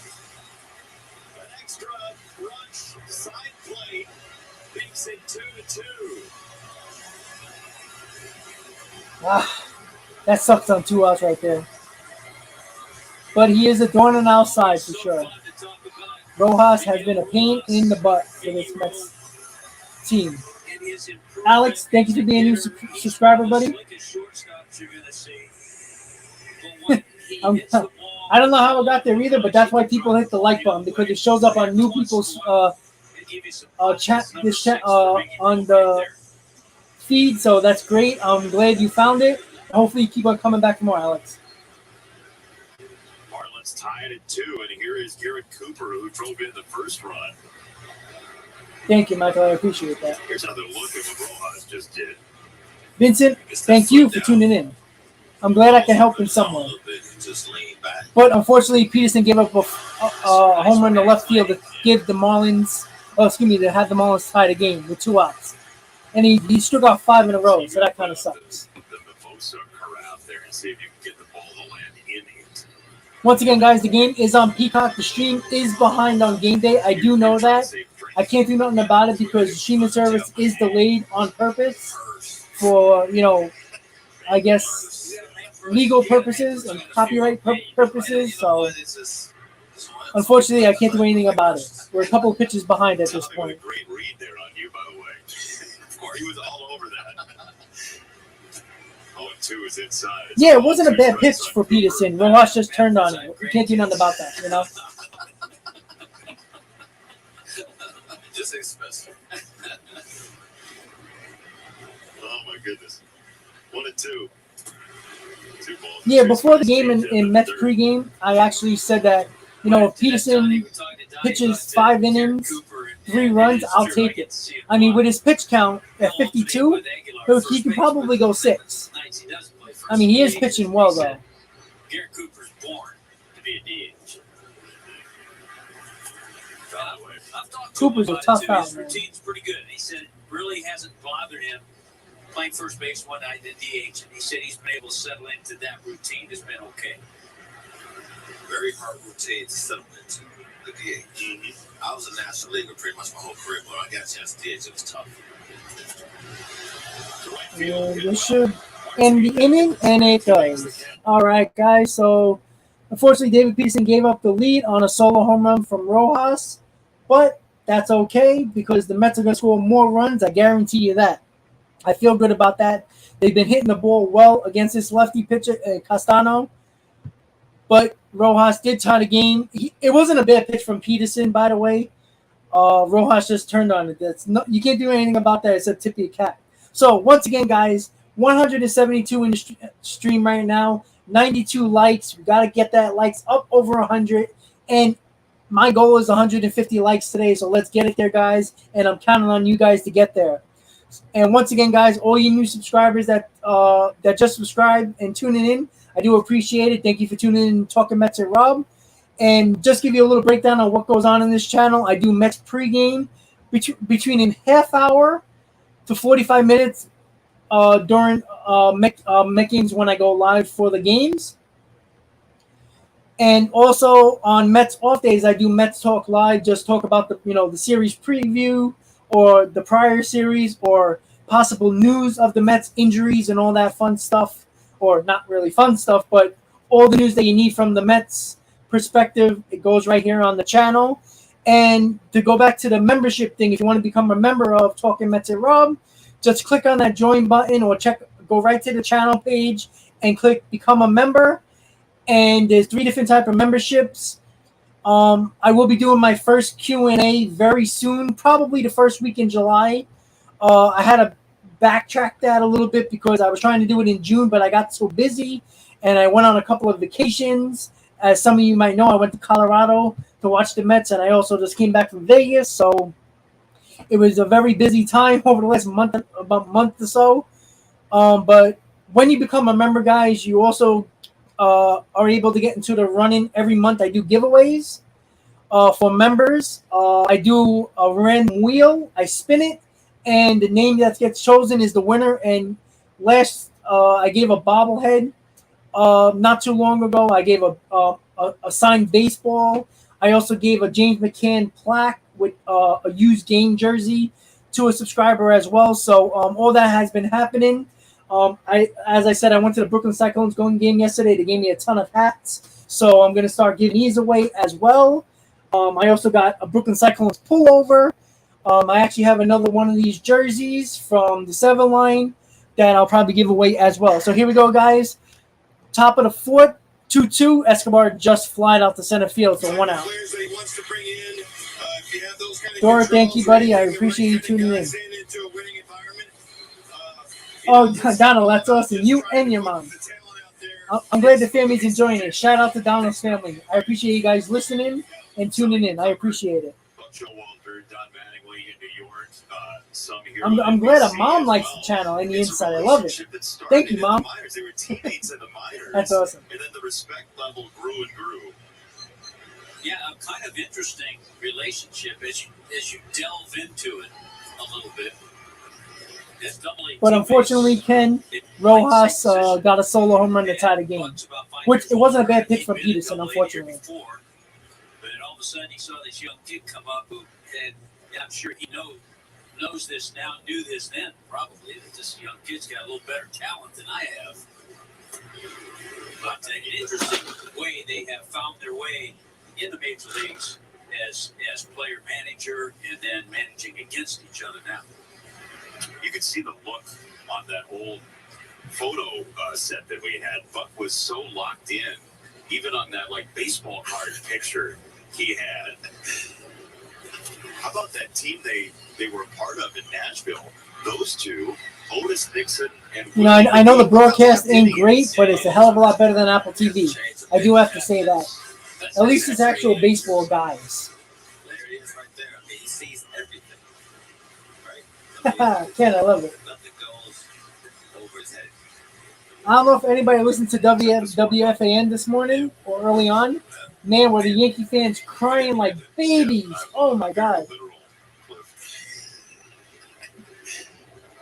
They got the best record in baseball, and they're crying. Oh, I can't believe the Yankees couldn't get a hit. Cole didn't pitch as good as he should have. Like, oh, my God. Like, shut up. Then they start complaining about Hicks and Gallo, and oh, my God. Alex, thank you for the super chat, buddy. I really do appreciate it. Shout out to Alex. Guillermo might have hit it. Damn shift. Kind of hurt him there. 2 outs. Alex, I'm glad you found it as well. Hopefully keep on coming back for more. I always love the big diehard Mets fans. It's a soft spot in my heart to have diehard Mets fans like me, man. I'll tell you that. But one thing, Alex, when there's Philly fans that pop up and Braves fans, as most of us know that's followed my channel for a while, the Philly fans are one of those fans that hide when they're not doing well, but when they're doing well or they're beating the Mets, they'll pop on the stream and become assholes. So get used to that. But I love the back and forth. But Alex, I do appreciate it, buddy. Thank you so much. Yes. That's an accurate comparison right there. You know what's amazing about Tampa? I was looking at this the other day. They win 90 games every year. They're gonna. You know, I still like JD Davis. Honestly, I think he actually shows signs of actual offense than other than Dominic Smith. I think Dom is more valuable to another team than JD Davis is, in my opinion. There are guys that a lot of baseball fans. James McCann hits one down. Oh, right to the left fielder. Wow, I thought he hit it down the line. Alrighty, guys. So the Mets did not score in the top of the fourth. Going to the bottom of the fourth, tied at 2. Mets look to sweep the series against the Marlins. And let me give you another little update. Let me give you a little bit further about the memberships. There's 3 different types of membership.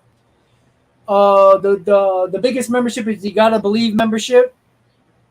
That one is definitely in July. I'm gonna give away Met tickets, and yes, I will be giving away Met tickets even if you don't live in New York. If you live in a city or are visiting a city where the Mets are playing on the road, and you win that ticket giveaway, I will buy you 2 tickets to that game. I will be doing that for the You Gotta Believe members. I don't know how many there are at the moment, but there's a few of you guys. So the fewer there are, the more chances you are to win the ticket giveaways. And also, like I said, I'm going to be doing another giveaway probably the first week in July, along with the member Q&A, giving away these hats. So we're going to have multiple winners with the hats. I think I got like 10 of them because I don't know why. They just gave them to me, and I'm like, okay, cool. You know, what am I going to do with 10 of the same hats? Except, you know what? You know, it's kind of cool, you know, especially if you don't live in New York. You don't get to see Brooklyn Cyclones games in the minor leagues. I'm only like 20 minutes away from there, so I could go to Coney Island and check them out every now and then at Mondelez Park. So you get a cool orange and blue Brooklyn Cyclones hat for free. And I also I'm looking into giving away a Citi Field replica mini statue as well as a giveaway. So got to remember, guys, if you want to become a member, that's how you get giveaways that I do once a month. And obviously with the hats, it's going to be a couple of giveaways for the hats. Again, it's not Mets gear per se, but again, I have no idea what I'm going to do with all these hats. So it's the same hats. So I already gave one to my dad. I have one, and a couple of people I know, and a couple of guys I work with that are Mets fans. Well, for 1 or 2. So that's about it at the moment. So we're getting to the bottom of the fourth, tied at 2. Let's see if David Peterson can get back on track and keep on playing well. Pitching, excuse me. Yeah, that was a tough injury for Harper. I mean, look, I don't like Harper. I think he's an obnoxious ass, but I never want to see a player get hurt like that. I mean, you could tell right away as soon as he went down on his knees and was so angry, you knew that something was wrong. And it's unfortunate. I never want to see a player get hurt like that, even if there's a player I can't stand. So here we go, guys. Bottom of the fourth, 2-2 Mets. Peterson on the mound. Aguilar at the plate. Unbelievable. I like the pose you had on the picture on the right, too. Kendrick, that would be beautiful. Yeah, just got my But Yankee fans cry anyway, so. My barber hooked it up, and I was figuring out this pose, but it was, man, that was a 23-year-old clip. Look at that. Look at that thing.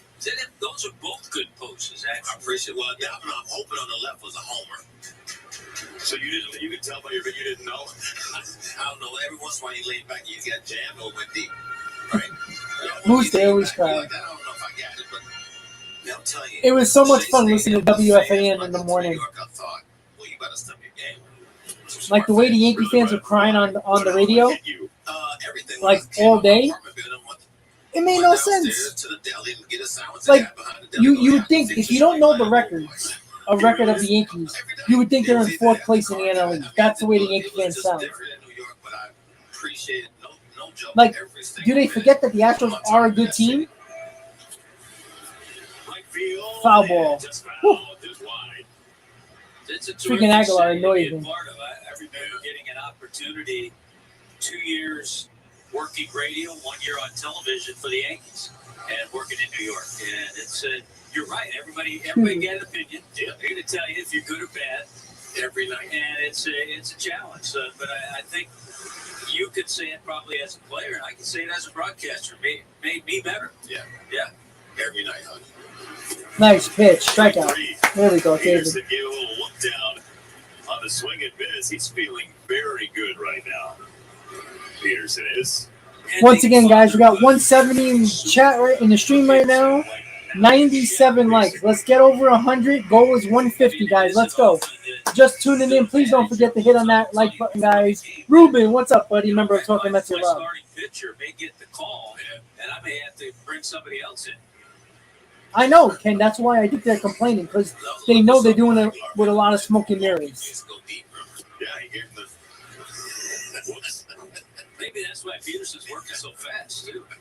That's right. I mean, you got to get to your phone, right? Yeah. I'm sure somebody. Oh, no, on look. the lookout Committee, for that possible Harper, phone call is what he's a he- grinder, but he does cry a lot with strikes. And, but, I mean, still, he is a baby. You have it on mute. I'm sorry. Oh, no, I don't want to stub my toe. God, that would hurt. Sorry, I put my phone away for 10 minutes. You had one job. 0-2. This is one job for one of the kids in the clubhouse with a good tip. Give a good tip. Give him a phone. You go, you stay on this thing right now. That's right. There you see David and I Alex, agree, Ruben. expecting.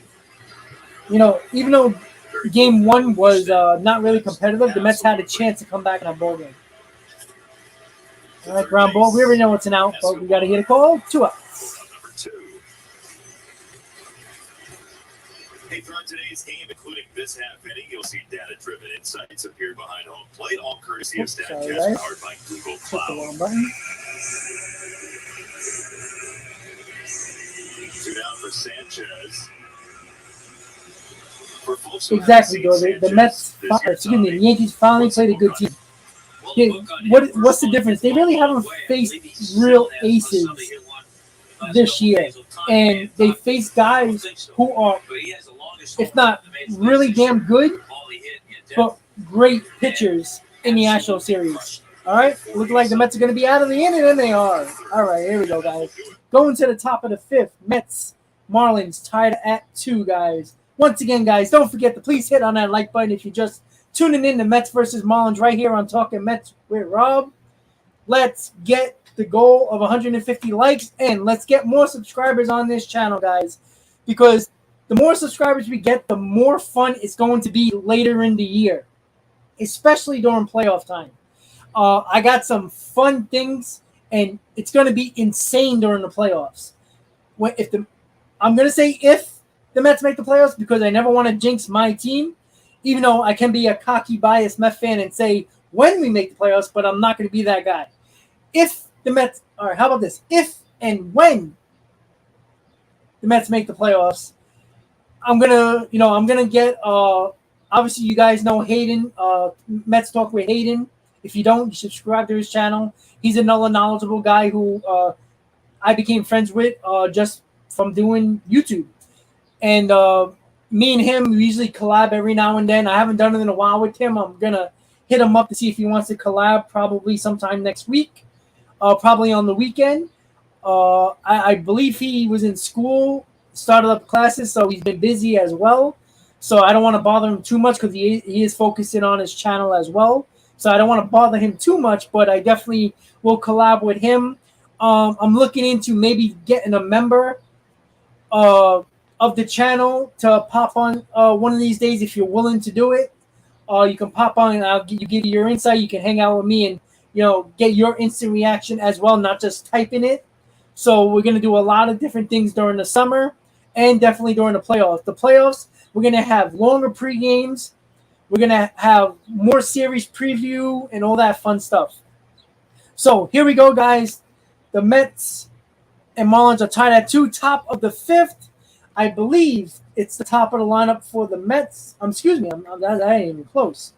I believe it's Starling Marte. Oh, I'm sorry. I'm lying already. Look at this.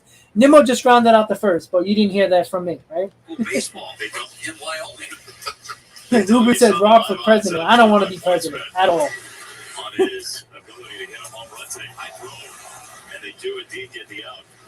Tommy, a couple of years ago, back when he was drafted, there were 3. Michael, that would be awesome, buddy. Yeah, that would be great. Like I said a couple of weeks ago, I told you guys I want to. Oh, I'm sorry, game day. Excuse me, guys. To add high school baseball. Yeah, I want to do like a sweet. Like I said, I don't know everybody's financial situation. I don't want to miss. Not have somebody come to a game because they couldn't afford it. I don't want to be that person. I would like to do a suite at a Mets game. But I know it's around. It can be $130 to $200.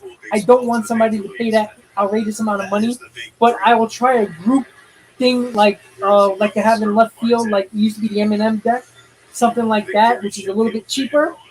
One of these days, if I'm gonna call up my ticket rep, and see what he can do for me, and I'll let you guys know the price, and I'll figure out how to get the money together and all that stuff. So I'll keep you posted on that. So see if Starling Marte can get it done. Felt like that was going to be year after year a very good Pirates team. He and McCutcheon and Polanco. Yeah, that's right. Polanco's right. All right, Michael. Sounds good. What two? So, Tommy, I would ask you what it's like to be pitched inside and nearly hit by a pitch. You were never somehow hit by a pitch in your entire major league career. Major leagues, minor leagues, yes. I'm on a good list. Mark Lemke actually has more games than me not being hit by a pitch. Is that right? Yeah. He's ahead. That's impressive. How did that happen? I was just about to ask, like, that's no way possible. All right, guys, we got to 106 likes. I love it. Let's keep it going, guys. 150 is my goal today, guys, and over 200 viewers. Let's go. Them likes are picking up, and the likes are helping getting more viewers. Let's go. The pavilion now, right? They change it all the time. The pavilion, yes. I think that's much cheaper than a suite. Even though the suite you get food and drinks. So, In his major league career. come on, Starling. 1-2. It's upstairs. 2-2. Yeah, but see, Cliff was a feared hitter. When you step in, you're not a feared hitter. Why unless I just totally make a mistake, why would I throw at this guy? So I was not a feared hitter. I'm sure there were people who feared you. Don't sell yourself short. You had a very nice major league career. I'm thankful of that. Yeah. Somebody feared you. He did the Mets pretty well. One guy specifically. What? Right? I did. I had. Hector, I might agree with you personally, but I don't know how that helps a team because you might get a team that you're going to face in the divisional series that played in the wild card round with momentum, and then you're not really having momentum. You're just sitting around. I don't know how that's going to play out. 3 homers on receiver, pretty good. But with an older team, you would always want the rest. 3-2. And Marte gets called out on strikes to us. Strikeout number 4 for Castano. I think the way Marte walked away, he knew it. I don't think he's arguing. Just a perfect pitch by Daniel Castano. And yeah, Mike, we definitely have to figure it out. Again, it's logistically, it's going to be a nightmare because, look, I'm assuming I'll probably have to get payments from you guys before I do that. I'll get the price range and then start getting payments and all that crazy stuff. Traded for Jazz Chisholm Jr. So that turned out to be a really good. But we'll figure it out. Yeah. First pitch is strike here to Lindor. How about this clip? 16 for 50 against Seaver, 5 strikeouts. Get 50 at bats, 16 hits, 3 homers. Go ahead against the top. Terrific. Collins, a private section would be cool too. I was always afraid to talk to him. I didn't want to break the spell. Worst case scenario, we can always buy. I can always, buy 10 or 15 tickets in a section, and at least we'll all be together at the very least. You guys memorize at bats. Oh, yeah. If it's not a sweep. I memorized, especially when they were good ones. Let's go, Frankie. Let's see if we can get a 2-out bomb here. Give the Mets the lead. I hit well off Tom Black. Don't ask me how. A lefty. Yeah. And never tried to figure it out. Did he come in on it? Did you ever try to come in on it? It almost felt like. All right, Michael. I'll definitely do that when I get the ball rolling on that. Yeah, it was just weird. It was at times when you just be like, I'm in a box, and it was like. RM, they're definitely trying to mimic the NFL. Weird. Then you throw a guy up there, just got from AAA, scared of the mound, and strike me out 5 times. Well, yeah. I mean, Ruben, it'll probably, the wild card round, you play all the games at one team's home field. So, what is it, best out of 3, right? You got to win 2 games. So, I think it's every day. I don't think they get a break. I don't think they get an off day. So, it's at least 4 days that a team gets a bye for. So, it's a little less than a week, but could that hurt your momentum when the team that just won has that momentum? Joe, I am watching it on my PS5. I gotta say, the quality and there's been no interruptions like it was on Apple TV. So good job by Peacock. Even though I don't feel like subscribing to Peacock, but at least they're doing a decent job. It's bearable. I got a 1 for 20 against Real Cormier. Yeah, Todd, exactly. They want to keep more teams in a race for money. That's obvious. But you know what? Sooner or later, it's going to happen that a 500 team is going to make the playoffs, or even 2 of them. And one of those teams is probably going to win a World Series. It's just, that's the way it is. I mean, look, the Marlins won 2 World Series, and they didn't even win the division in those 2 years. It was wild card. 323 against Bob Gibson. That's outrageous. Yeah, and then there are other guys who didn't hang around. What was the numbers against Bob Gibson? 323. Detroit becomes mean. You know what's funny? Somebody said that to me at work, and I have no idea what the hell that is. I gotta check it out. It's a role-playing game. I like those. I'll tell you a funny story. I'm doing a game one time. I'm doing a game in St. Louis broadcast, and I'm on the field. I'm standing by the batting cage. All of a sudden, the ball hits me in the back. Lindor's putting a great at-bat together. 7 pitch at-bat so far. He finally got you. Oh, man. So I have a question for you, Jason. Well, Hopefully Ryan, yeah, the wild card teams, quickly, but you got to remember, there's one division winner that's playing in that wild card round as well. The 2 best teams get in each league get the bye. So one of the division teams are going to get stuck in a wild card round. Only one. Yikes. It's foul away. And Frankie, 8 pitch at bat. Let's go. Making that pitcher work. 71 pitches so far for Castano. Again, none against anybody else. That's amazing. That's a tough deal right there. That is a tough. Come on, Frankie, let's go. Lindor. They sort of locked in. Yeah, and all of a sudden, Castano's retired 7 in a row. Yeah. Pitch number 9 to Lindor.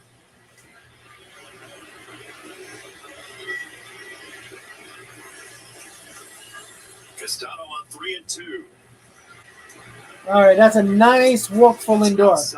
Again, I know Lindor's never going to live up to the huge contract, but little things like taking a walk with 2 outs to put Alonso up is such a big deal because Alonso could hit a bomb and now you got a 2-run lead. You know, the little things that Lindor has done this year that he didn't do last year in front of Alonso, it's huge. I mean, if Alonso hits a ball in the gap, Lindor's going to score. Like, just to get Alonso up is such a big deal. So it's a great at-bat by Lindor right there. Let's see what Alonso can do. Over the first baseman, Aguilar. Come on, Pete. Let's go. We got 200 viewers, guys. Let's go. Woo! Hit on that like button, guys. Let's get it going, guys. Mets are going to take the lead right here with Alonso bomb. Let's go. Hit on that like button. Childhood growing up and being a little different and not always fitting in. Come on, Pete. Growing up to become a guy that just hits tanks and wins home run derbies. And the level of genuine he is. Oh, you got under it. Damn it. Pretty inspiring. All right, so Pete didn't get it done there, but that's okay. I still got confidence the Mets are going to win this ball game. Going to the bottom of the fifth, the tied score 2-2. And we are halfway through the game so far. The Mets are looking for the sweep of the series against the Marlins before they head home for 2 series against the Texas Rangers and the Houston Astros, a 5-game homestand. I believe it's a 5-game homestand. I could be wrong, but I think that's what it is. But I think the Mets after that go to Cincinnati during the 4th of July weekend. So once again, guys, we got 200 live viewers right now. Really do appreciate you guys subscribing to the channel and also tuning in to Talking Mets and Rob, Mets versus Marlins watch party right here on the channel. I do appreciate you guys subscribing to the channel. And if you just subscribe to the channel, please say what's up. You will get a shout out on this channel. I don't discriminate, guys. Mets fans, Yankee fans, baseball fans alike. I say what up to everybody. If you guys are new to the channel, I have even more respect for baseball fans in general during the lockout. For many of you who were with me during the lockout, I used to do 7-8 hour live streams during the meetings every single day just to give updates on the meetings and what was going on, if the lockout was ending, what they agreed upon, whatever. And what we had in common as baseball fans, even if it was Philly fans or Yankee fans or Braves fans or whatever fan you are, we all came together and voiced our opinion during the lockout and voiced our frustration. And my channel blew up because I was the only channel on YouTube. And a lot of you guys that followed me can account to that. Nobody had any portal or any access on YouTube to get live updates every single minute of every single day during the lockout. I went 7-8 hours almost every day. It was tiring.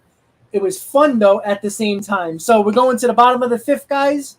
Once again, thank you guys for tuning in to Mets versus Marlins watch party right here on Talking Mets with Rob. And please hit on that like button once again. So Mets, Marlins tied at 2, going to the bottom of the fifth. David Peterson's pitching pretty well. And let's see if he can continue that. Here we go, guys. Let's go, Mets. Yeah, well, Harper was their heartbeat in that offense right now. No, yesterday that top of the lineup was 9 for 19. Basically got all their runs, couple home runs, couple doubles. Again, the top of the lineup is doing it. The first game, Lindor was the one that did it. So he's able to at least limit the damage to that top of the lineup to 2 runs so far. All right, so Jason, we're going to do some investigation. Yeah, Ryan, exactly. You know, the little things that Lindor does to get on base in front of Pete Alonso is so key, especially this year. All right, should be 1 out anyway. Hey, guys, look at that. I think it's synced up a little bit. That's a good start. Okay, I lied. It's a pitch behind. Yeah, Hector, I agree. Like, it was fun, but at the same time, it sucked. I'm glad it ended.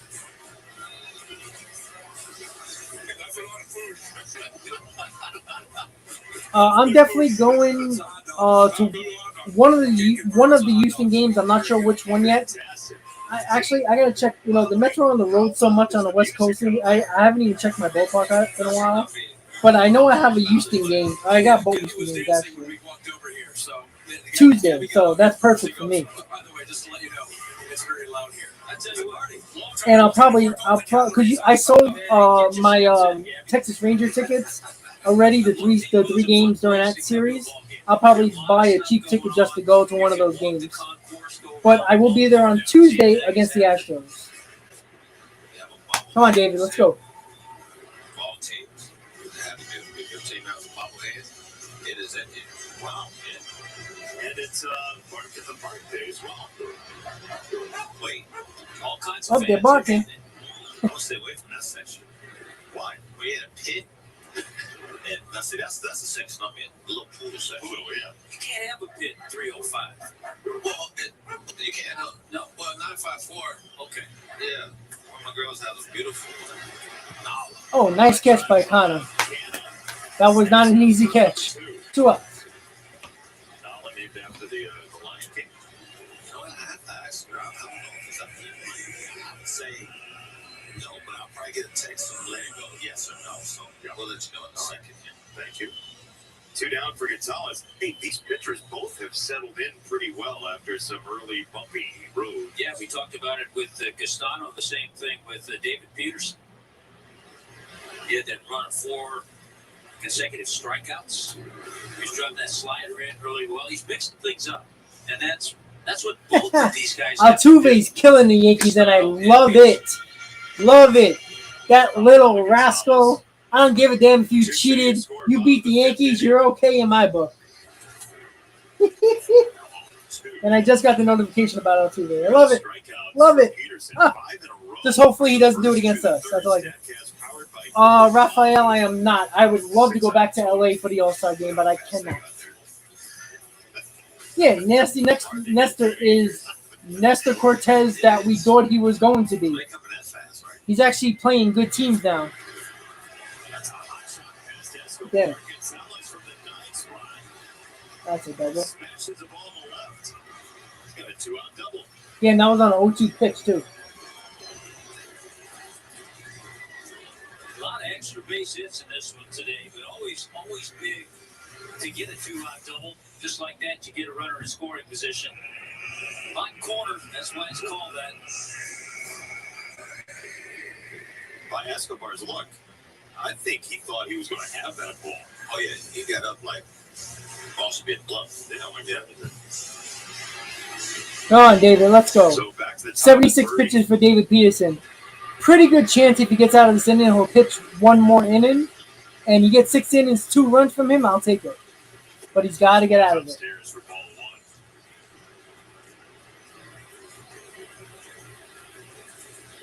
1. Just watch it. Peterson, his ball is like late life. If you see Birdie has been a pest in this series against the Mets. Get him on quickly. What are you seeing? It's like he's sort of not picking him up. As you would think he would pick him up, but, from seeing a guy so much. It's like his ball has late life. And some pitchers do have that late life on their fastball where it gets on you a little bit quicker than you expect it to. Oh, I'm calling Brandy Terry tomorrow, Ken. I've had a couple of words for BT a couple of times already. Me and him go at it in a good way, not hatred or anything, but we do. I call him all the time because I just get out of work when Tiki and Tierney come on. Ooh, I get him good. I'm like, BT, how are your Yankees doing? Sometimes behind the ball really well.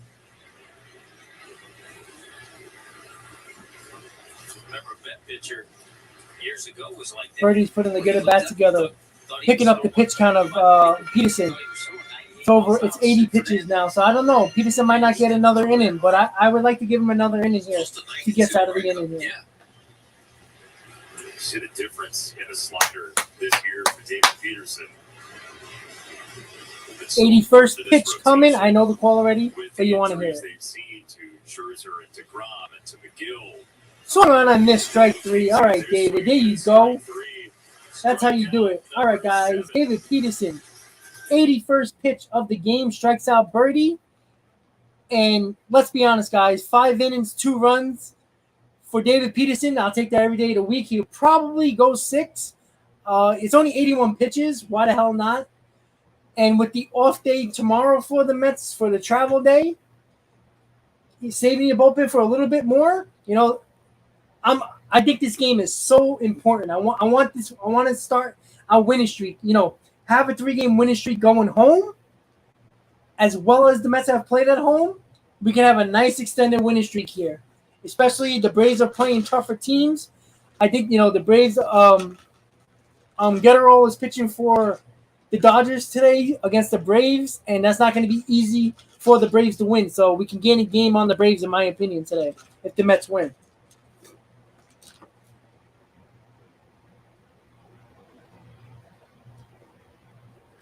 Okay, Hector. Well, you know what? I got majority of my family in North Carolina, Clayton to be exact.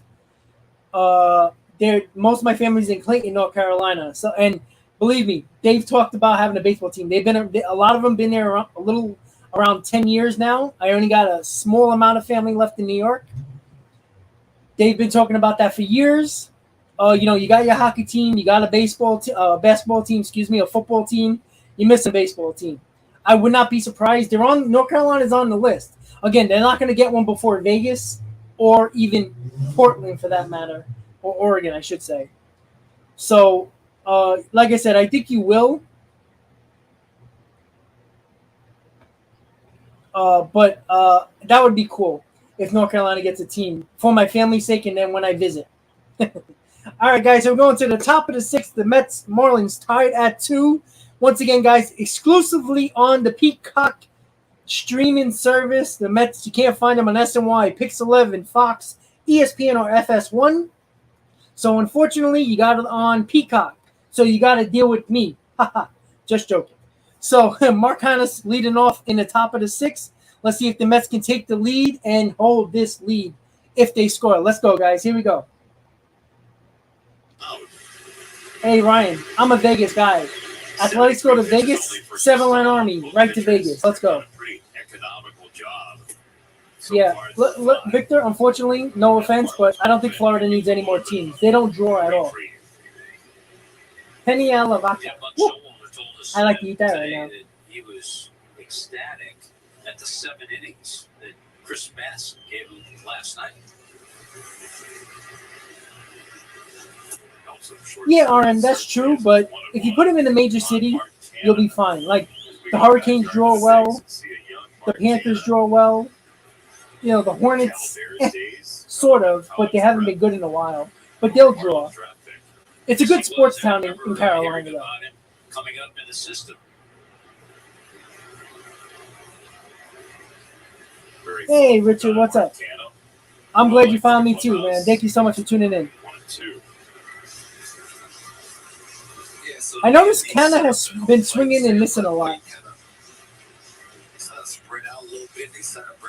Christian, exactly. I think that's the big reason why Oregon is not going to get a team now. I think they were at top of the list in front of Vegas. But ever since the pandemic and the social justice things and how insane that city got, and it's a terrible city with crime, and they basically made their own little city with the people there, it's sad. They basically overran the city government over there, and they just lost. I wouldn't put a team there right now, honestly. Hey, Brad, what's up? Richard, thank you for subscribing to the channel. Hopefully, you keep on coming back, not just for this game, but continue to come into the stream. You know what's funny? I had an Alfonso jersey. I don't know what the heck I did with it. I moved, and I have no idea. All right, so Conan got out, 1 out. I think Major League Baseball is very concerned about Montreal. I don't think you want to bring a team to a city and end up like the Atlanta Thrashers twice. I don't think they want to do that again. I think they want to get to a city and know it's going to stick. Vegas will stick. I do think Carolina will stick. Yeah, Christian, it's sad. It's really sad about Oregon. It really is. Oh, JD Davis hits it foul down the line. Portland is a mess. I have a high school friend who moved to Oregon a while back. And, I think it'd be good. I know he liked it. I don't know what I haven't really spoken to him much at all. Oh, sorry, game day. I'm sorry, guys. You gotta call me out. Joe's the man when he calls me out in that. Sorry about that. JD Davis, a ground ball to short, and 2 outs. Be nice if Escobar can hit a solo here. Nowadays, see pitchers, and you always want to say, just let it go, because with shifts and everything, there's usually a guy back there. Oh yeah, Nashville, Ryan. That's a good call. Nashville is another one. Nashville's a nice town, nice city. And they react. It's hard to get that glove out of the way. It's a great point about the shifts, though. Is to now understand you probably Come on, Eddie. do have a guy. Be nice for you to hit a home run here. Yeah. Especially up the middle, right? Like, more baseballs are being hit up the middle than ever before, it seems like, in Major League Baseball, and that's why you're seeing, like, Williams there playing up the box. That's true, Joe. Not going to see that anymore. When you were slumping, they say stay back, just trying to hit the ball up the middle. Guys rake the ball up the middle. Now there's somebody standing there. Ken, I got no comment. The one thing Major League Baseball has said is, part and parcel to banning the shift, quote unquote, having 2 guys on each side of the bag. So Eduardo Escobar didn't do nothing. Ground out second. We're going to the bottom of the 6th. Still 2-2. Richard, I get it's hard because Memphis got the basketball team, Nashville got the hockey team.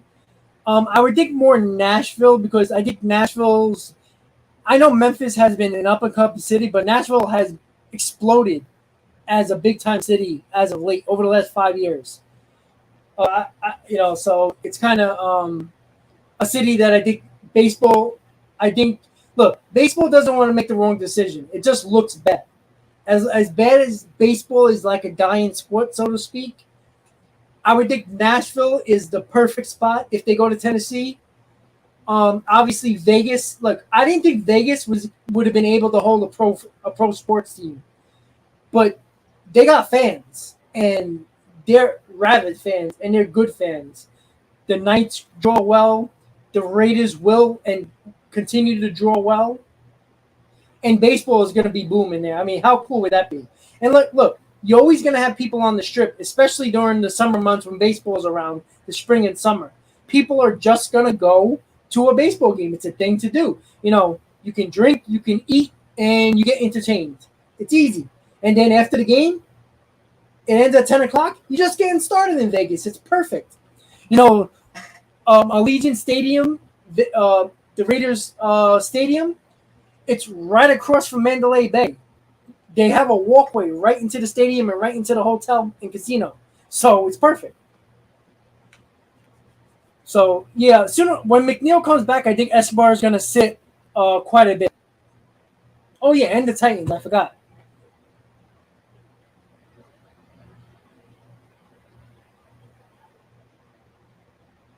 All right, guys, so here we go. Bottom of the 6th, Mets, Marlins still tied at 2. It looks like David Peterson is still in the game, so see if he can get through 6 innings here with just giving up the 2 runs. Unless the extra inning rules change on the fly here. You know what? I forget. Come on, David, let's go. The extra inning rule.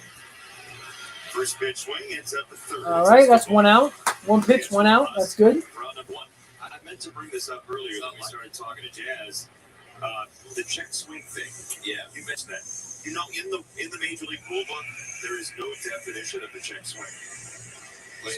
There's no. Yeah, NASCAR.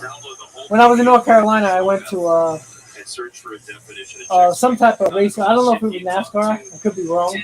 Again, I'm not no NASCAR aficionado here. I just think it's the hardest. But yeah, Joe. I don't think the Orioles are going to relocate. I know the owners talked about it, but Baltimore is a great city. I mean, they're a good baseball town. The team just sucks, and that's on the owners. Is because it's a very difficult rule to write. There isn't an actual outline of what it should be. As you see a young Garrett Cooper, who used to be called Koopaloo, growing up. he was a huge Troy Gloss fan. He was an Angels fan growing up out there in California. And Can't wait to see a bullfight. Troy Gloss guy, born on Christmas. A right-handed power hitter. You got to go with Troy Gloss. He also told us that he's a great beach volleyball player, which I'm sure you were from Pasadena. Yeah, I grew up in Southern Cal. Yeah, I think one of the best explanations I've heard about a check swing, but again, it's subjective. Let's go, David. Let's go. Make the call. That was a hanger that Cooper fouled off.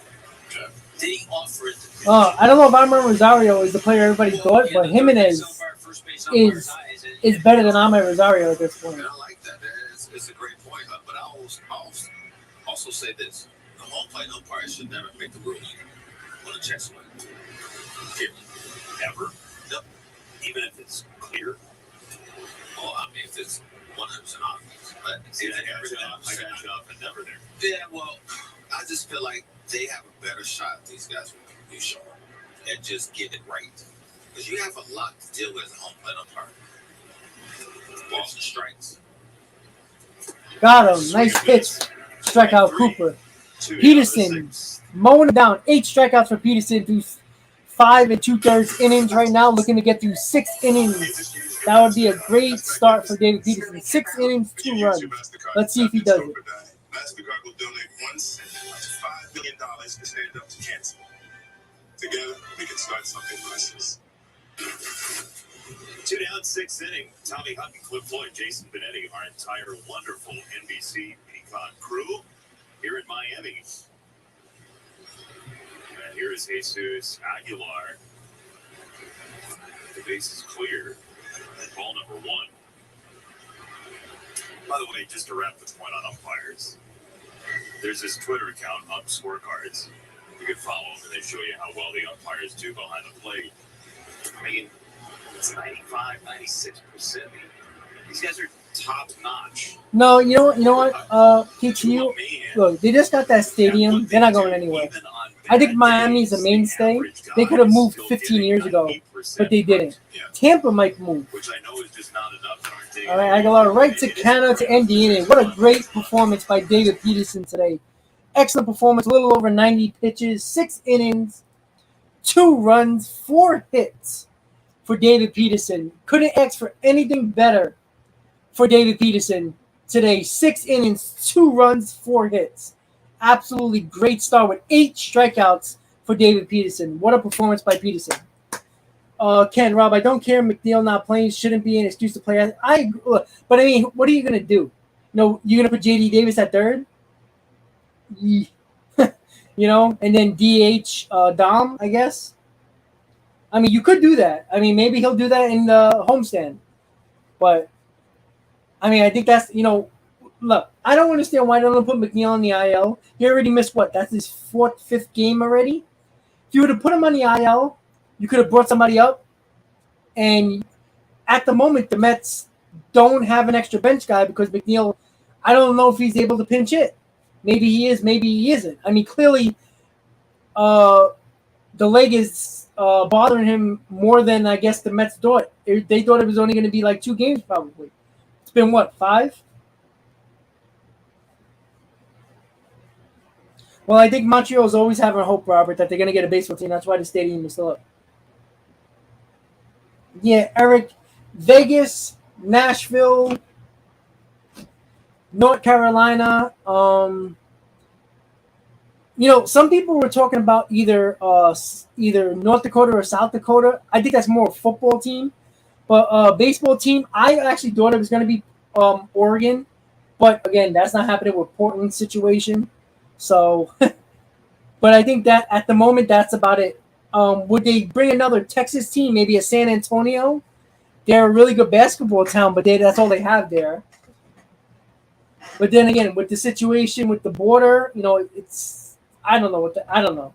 But I think San Antonio is a great fan base. I went to San Antonio for a basketball game. Those fans are crazy, and they love their college sports there too.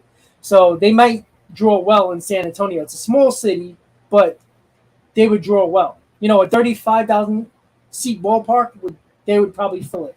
All right, guys. So the top of the 7th, Mets Marlins tied at 2. Luis Guillorme leading off. Castano is still in the game with, let's see, 83 pitches. See if the Mets can get him here.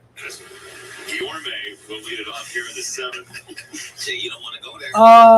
I don't think New Orleans, that's not a bad idea, but I don't think they would draw well. Oh, here comes the bunt. Second base. Williams charges. He slid, but he's out. Damn. Nice try by Guillorme trying to get on there. Guillorme, who bunted it all the way to second. I love the decision by Luke Williams, and you have to make it quickly. Off for the Whalers. First of all, he sees the bunt, but it was a little hard. Some second baseman might barehand it and feel more comfortable doing that, but he realized because that bunt was hard, might have a chance to grab. How about the with both Quebec hands and Nordiques, come up man? with Let's the go. throw. He did. They already brought back the Jets. What about the Quebec Nordiques? Even though technically they're the Avalanche now, but still. Backs in the dugout. The Hartford Whalers. We Who would thought have he thought might start Connecticut would have had a today, hockey but it team? looks like one more rehab start for Scherzer. All right, James, can you get a home run in you here? You bum. You should have your boss to get out of there. But what did Buck tell us? He's one of a kind, isn't he? Oh, yeah. Yeah, the Hartford Wolfpack, the Rangers minor league team. Highly competitive. Fellas, I've been sitting there for 7 minutes trying to figure out Luke Williams' hair flow. Okay. It's Khalil Green. Oh, good one. Green thinking here for 7 minutes thinking, man, this kid looks like somebody. Look at that flow. Get Google Khalil Green. Well, Captain America. Captain America. Khalil Green the looks deadline short. for Yeah. Oakland to get improvement on that new stadium by the more of the city limit of Oakland in the Bay Area, I think it's sometime at the end of the year. So, I mean, clearly they got to build a stadium for if they move to Vegas, but I would say 2024. That's what I'm thinking. Who's he saying it to? Maybe to Guillorme, who thought he was going to have a bunt single. My bad. Sorry about it. Didn't mean to. Go on, James. There's a couple of guys out of Wyoming I think you might have run up against. Tom Browning? Yeah. Tom Browning, Mike Lansing? Oh, yeah. Blake Laser? Yeah, Blake Laser. There you go. Montreal. Yeah, I mean, the Hartford Whalers have been gone for a long time. And, you know, a lot of Connecticut people now they grew up Ranger fans now ever since the Whalers left. So it's going to be hard to get a fan base.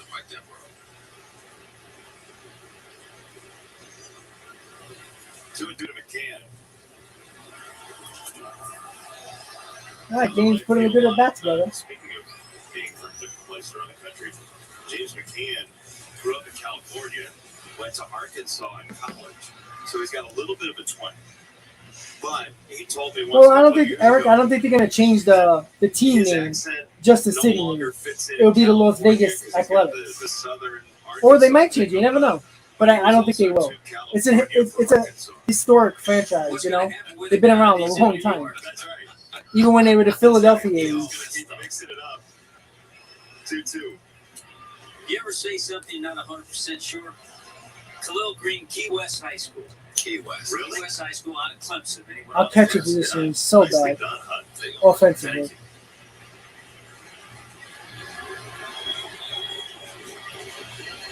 3-2 for McCann. One down. And a 2-2 tie. I already know what happens, but I want to let it happen for the people who can't watch the game day and can listen.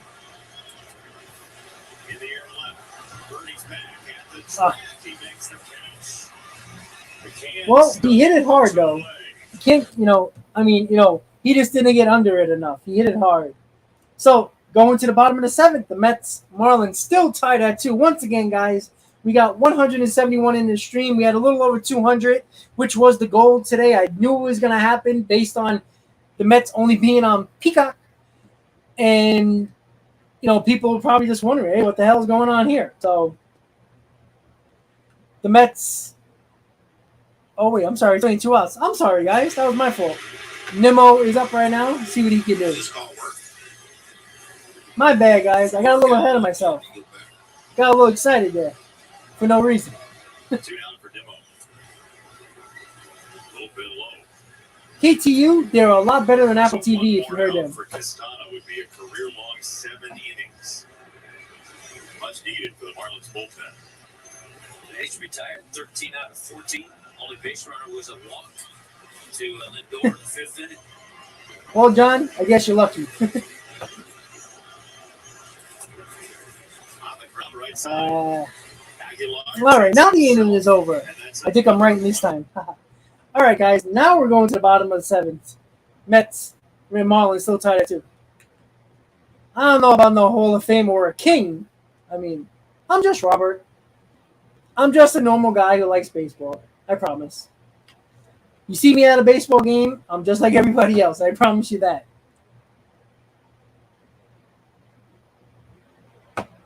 Yeah, honestly, I think the announcers have done a decent.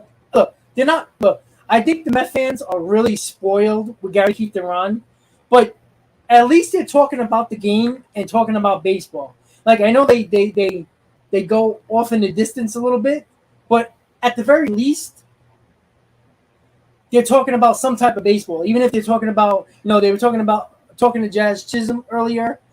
At least they were. It was, they weren't talking about his what food he likes or what he likes to wear or nonsense like that. He was talking about his family and how he was raised in the Bahamas and his family was in the ballpark. So they were talking to him about that and how his grandmother let him go to the park and he used to go to his grandmother's to play baseball.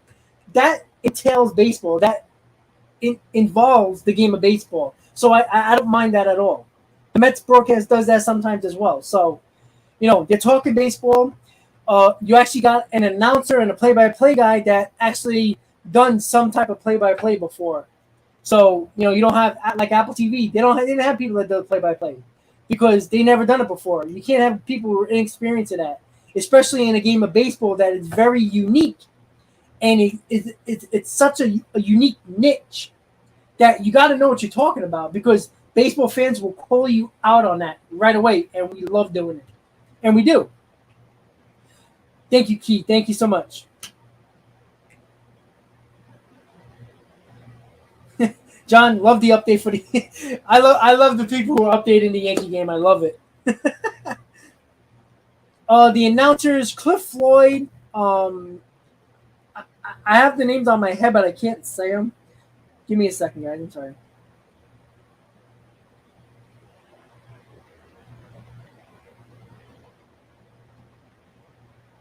So it's Nick's. Oh, sorry.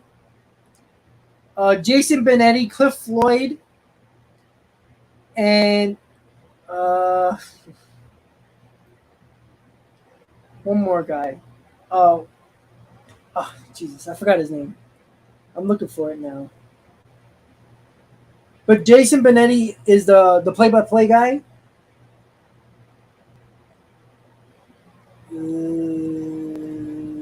Yeah, I forgot. It's the Sudic Buddick. Yeah, I can't. I forgot. I'm sorry, guys. That's on me. But yeah, it's a decent play-by-play. Benetti is decent. He's doing a good job. Not great, but he's doing good. Cliff Floyd's pretty good. He's better than Beltran. That's for sure. And he's better than everybody on Apple TV. Tommy Hutton. Thank you, Ken. So Cliff Floyd, Tommy Hutton, and Jason Benetti. Benetti's doing the play-by-play. So at least Peacock did the right thing and got baseball people and a play-by-play guy that's done baseball at least somewhere. So once again, guys, don't forget to please hit on that like button. We're going to the bottom of the 7th. The game, it's a tight game, tied at 2, going to the bottom of the 7th. I'm not sure if Peterson's still in the game, but we will see. Oh, boy. Whoa, they show Gary Dorn and Tommy Hutton. Long time ago on NBC. Peterson is still in the game. I love it. Pitching the 7th. Love it. See if he can do it. Sorry, I'm putting up game day now. To this game today.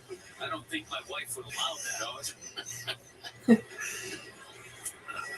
What was that game? I'm a little surprised Peterson is coming in this game, staying in the game, but I like it though. I'm old school. I love this. With his first postseason home run, Toward the end of his Well, career, Ryan, that's true, but it only chance takes to play common a sense postseason. from Apple and Amazon to do it right. Like, it's not hard to say, hey, you should get an experienced play-by-play guy. It's common sense.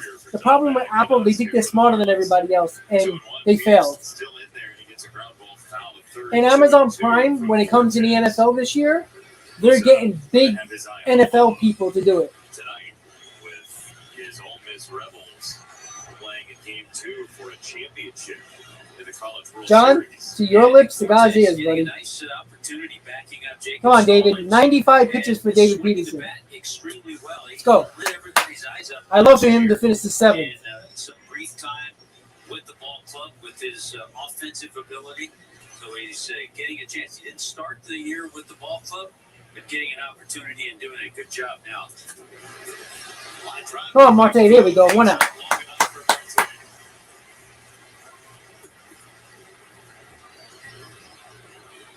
2 outs for Peterson. It's a little delayed, but I want to make sure people hear it that are not actually watching the stream but listening. In Miami. That's hoping for a sweep of the Marlins.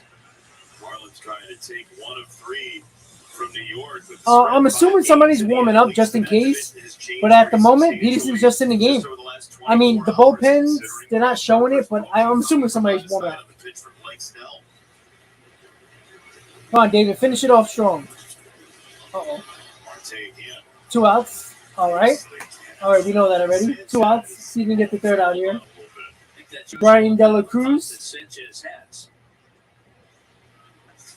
is the third batter in the seventh. 2 outs. David Peterson, 98 pitches. Let's see if he can finish this game with just 100 pitches. Right now it's 99 pitches for him. Don't miss the excitement as NASCAR on NBC returns at Nashville today. 5 Eastern on NBC and right here on Peacock. Oh, boy.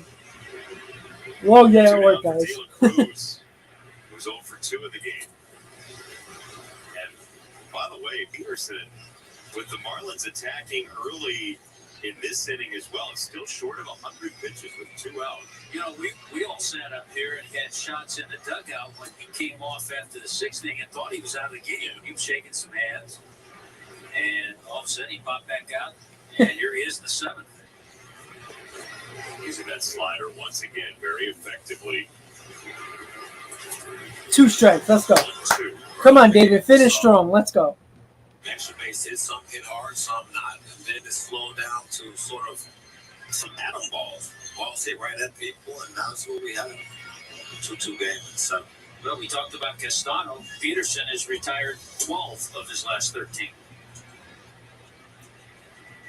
He had that run of 5 straight strikeouts from the first to the third.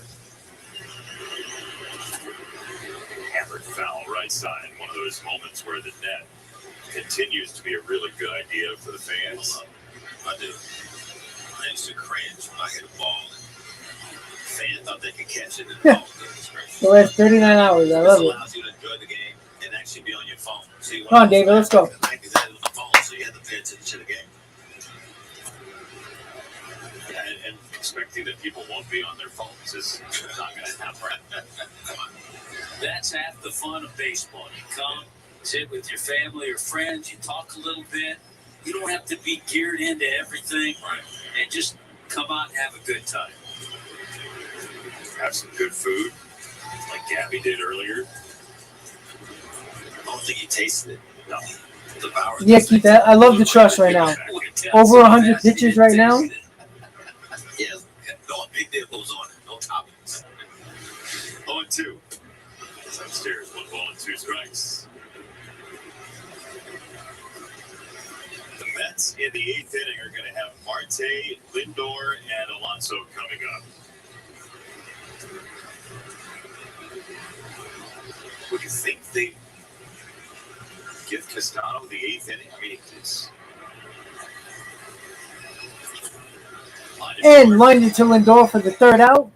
David Peterson with 7 solid, excellent innings for the New York Mets. 2 runs, 4 hits. What a performance by David Peterson today, guys. Couldn't ask for any more. I would have took 6 innings, 2 runs. 7 innings, 2 runs with just 4 hits. I love it, love it, love it. Now the Mets will have a Marte, Lindor, and Alonso in the top of the 8th. As you all know already, Alonso gave the Mets the lead yesterday with a solo home run in the 8th inning. Let's see if the Mets can get that lead back in the 8th inning and get our big boys up in the 8th and the 9th. You know, Drew Smith struggled, but was it yesterday? But we'll see, guys. We will see. Mets score some runs. We'll be ready to go. Yeah, KT. The whole point, it doesn't matter. Look, I think people would care less that it's on Apple TV if they had competent announcers and color analysts. But other than that, like, you know, it's annoying, but people would deal with it if it's a good broadcast. It doesn't have to be great, just good. Be fair, right down the line for 2 teams, know what you're talking about, and people will be okay with it. You know, people might complain in the beginning, oh, I got to go to Amazon Prime, oh, I got to go to Peacock, Apple, whatever. But if you're good, people won't care after a while. But when you're really bad, you're just going to get destroyed every single freaking time. Not just for one fan base, multiple fan bases. All right, guys, a lefty's coming in on the mound for the Marlins. For Marte, Lindor, and Alonso, I'm a little shocked by that since Lindor's switch hitter. I like Lindor batting right-handed a lot better than left-handed.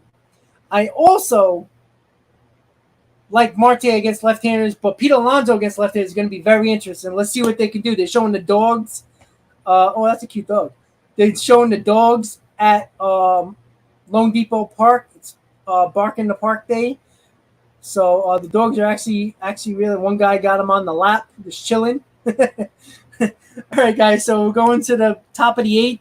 Mets, Marlins tied at 2. Marte, Lindor, Alonso. Let's see if the Mets can get ahead in this game. Totally down. That is a very cool thing that the Marlins do here. To celebrate for a friend as he was in the box. Marte was in the box. That's a foul ball and a strike. If the ball contacts him when he's out of the box. I think it's 3, Todd. I think there's 1 more.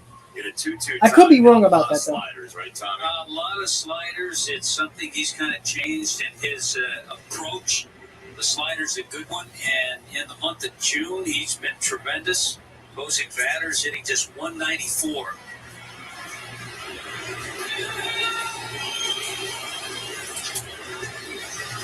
Up the middle, Rojas for short in one motion. What out? Gets the first out of the top of the 8th. All right, now it's The sure Lindor. hands of Miguel Rojas. Who's going to be the hero for the Mets, guys? Let's hear it. 238 overall. Very nice numbers for Okert. J.D. Davis. We got 198 in the stream right now, guys. Top of the 8th, 2-2 Mets, Marlins. 1 out in the 8th. Lindor is up right now. Let's go, guys. If you just tuned in, please hit on that like button for the end of the game. Let's get more people in this stream for the end of the ball game. The series finale, ball 1. You know, this is really an interesting move on the part of Don Mattingly. Come on, Frankie. Bringing in a lefty, Marte, switch hitter Lindor, and then Alonso. Alonso, though, right around 200, a little low against left-handed pitching. And he also has the confidence in the slider of Steven Okert. Just pull up this season stats. Almost hitting $163 against him. It's a pretty good year for yourself. 1-1 in the air, first base side. Aguilar going out. The right fielder, Taylor Cruz, has been Wow, that just went foul. That was close to being fair. 2 on Lindor. Oh, Frankie, let's go. Now, that ball that fell in there, would that be called a... The Yankees will be on Peacock this year, too. I think it's almost every team. I don't know. Ground ball is a CNI. That's CNI base hit, right? Yeah. So you have Aguilar going out, you got Williams going out, and that ball drops between 3 of them. And I'll tell you what, with shifts, we see more of that, though. Yeah. With second baseman way over. Usually, a lot of times, that second baseman makes that play easier than the first baseman. Right fielder's coming in. but De La Cruz couldn't get to it. 1-2 slider in the dirt. 2 balls, 2 strikes. The Braves play later in Atlanta against the Dodgers. Tony Gonsolin against Spencer Strider. Yeah, that's a good comment. Sunday night game tonight. Center field. Sanchez was playing deep and in left center. Hit it hard, but right to the center. Well, not really right up to the field, but he was shaded to left center and deep. He had to come in to right center to make the catch. But Lindor got a good piece of wood on it, but did not get on base. So here we go. Pete Alonso, 2 outs. Let's go back to Pete Alonso yesterday. His 14th career multi-homer game. See if Pete Alonso can get the job done once again in the 8th inning. And then he tattooed the second one. That second one, if you had a stopwatch on it, it got out of a hurry. So the second one was 433 feet, but it was out in the blink of an eye. There you see 22 home runs already this year, chasing down his own number. You can't fool Pat Holberg. Can't fool him. I see Dave Kingman's name on that list. I always think Kingman was ahead of his time. He would have been a perfect type hitter in this day and age. Right? I mean, he Massive lived power for this. Yeah, massive power. Hit 220.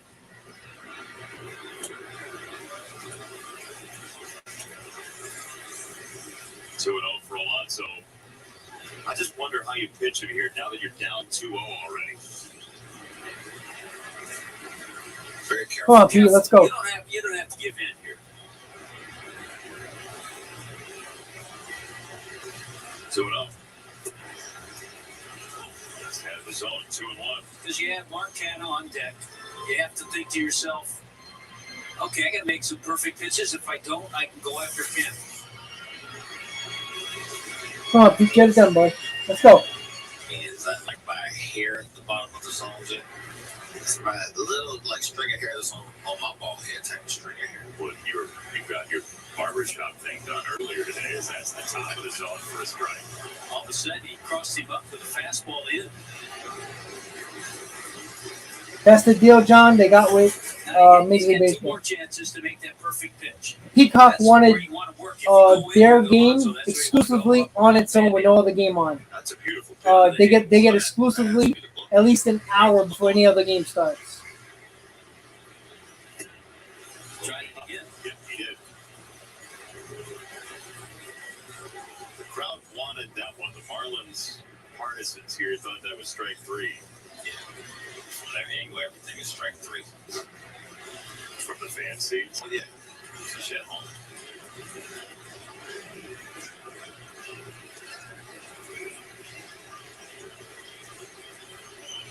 Three, 2. All right, ball 4. Let's see if Connor can get it done here. Let's go. Did not go. Yeah, did it look like Holbert wanted to ring him up? It did, didn't I it? thought maybe, yeah. The appeal went, and over at first base, Bruce Dreckman said no. I'm glad he went to check. He checked. He didn't swing. You know, the other thing I like about 210 in the stream, guys. Thank you guys for tuning in. Mets versus Marlins, top of the 8. 2-2 is the score, 2 outs, top of the 8. Pete Alonso just walked to see if the Mets can get a 2-out rally here to get a run in. Hit on that like button, guys, if you're just tuning in. Come on, Mark, let's go.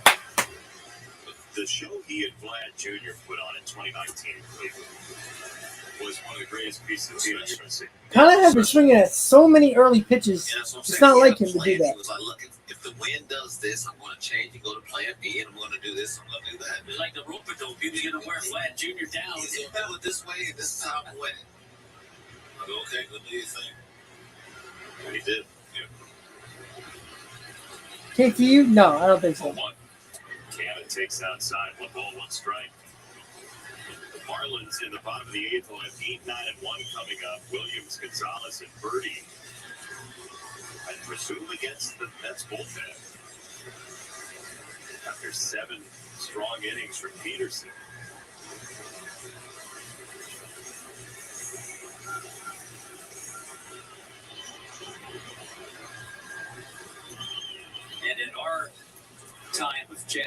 Buck Showalter, he wasn't sure if Edwin Diaz would be ready today because he's pitched the first 2 games of this series.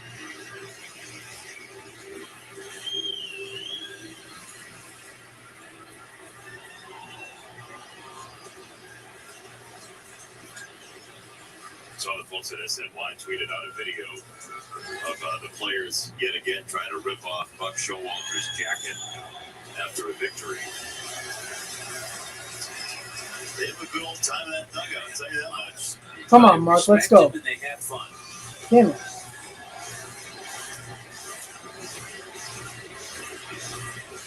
So there's a few yous out there, but then again, at the end of the day, they're getting their money either way. So supporting it or not, they're stuck in the contracts. They already got contracts with Major League Baseball already. So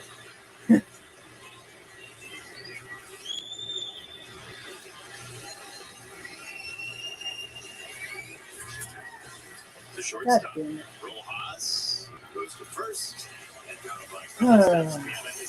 All right, guys. So going to the bottom of the 8th, still 2-2. The Mets did not get it done with Marte, Lindor, Alonso. Oh, and Connor didn't get it done. So bullpen is coming in. We're gonna see who's gonna come in for the 8th inning for Peacock. One thing I don't like about Peacock, and I finally found something I don't like, they never pan towards the Mets bullpen to see who's warming up. I have no idea. You know, could it be Lugo? Could it be Shreve? Jolie Rodriguez? Adavino? I don't know. Can't tell you.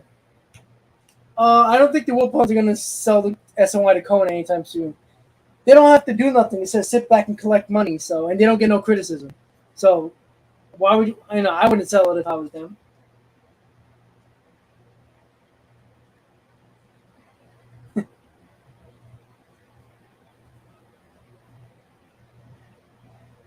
No, the young people. In a Sunday afternoon, midday, when it's beautiful outside, specifically in New York, people are going to be outside, especially the people who are not that interested in baseball.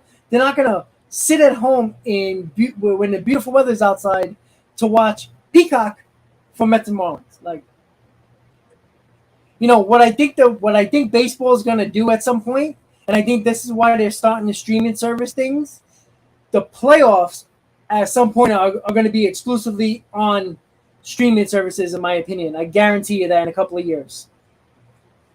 I just have that feeling. That's what they're setting it up for, because it doesn't make sense for these subscriptions during the regular season because nobody watches it except for the fans for the teams that are involved. Nobody in Maine is watching Giants Pirates. You know what I'm saying? So, you know, I think what they're setting this up for is exclusive playoff games. Like Amazon will have the wild card round. Apple will have the divisional round. Peacock will have the NLCS. And then the World Series will be on Fox or something like that. Frankie, what's up, buddy? You remember talking about your Tommy Hunter. Well, you know what? Tommy Hunter has been getting high-level spots. He's still got good stuff. Let's see if Tommy Hunter can get it done in the bottom of the 8th here. Yeah, Hunter spent a little time on the IL with some lower back issues, but back out there with all right, so 8-9-1 for the Marlins. Cutters and curves. Come on, Tommy. There's a cut. There it was.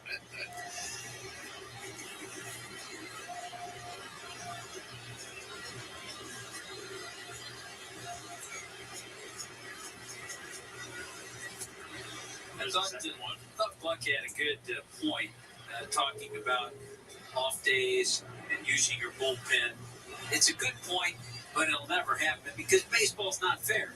I mean, his point was, you know, a lot of times you can blow out your bullpen if you know you have an off day the next day. But if you're playing a team that has an off day the next day, they can do that. But if you don't have an off day, you can't. So it just doesn't work that way all the time. But you know what? Baseball's not fair. Nice pitch. Outside corner. Let's go. Just off the plate. Yeah, it is a good thought, though. And I wonder if you can get closer to that.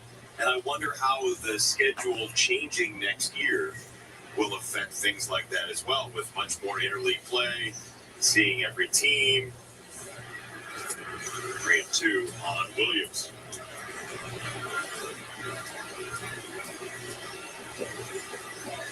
Buck's got ideas. He's an idea man. He's prepared for every situation. That's the difference. Nice pitch. All right, Tommy. Nice cutter. You know what? Maybe Tommy Hunter is one of those guys that the Mets could just, just got lightning in a bottle there, basically. When you use your MasterCard to tap in store for dining, MasterCard will donate 1 cent up to $5 million. Well, John, I don't think it means nothing, especially the Mets and the Marlins. The Marlins always been a pain in the ass to the Marlins always been a pain in the ass to the Mets. And I think, even though it's a different bunch of group of guys on this team, I think it's important organizationally the Mets have that mindset that, hey, we can actually beat this team if it gets a little bit fishy in September when we face the Marlins. K2, that's exactly right. And it looks like a pop-up to Marte. Should be 2 outs, and it is. 2 outs. That's the difference. People watch people will watch Lions, Bears, right, on a random Sunday afternoon at 4 o'clock. People are not watching Marlins Pirates on a Sunday afternoon. They're just not. But I guarantee you, they're setting up the streaming services for a few years from now for exclusive playoff coverage. I guarantee you that.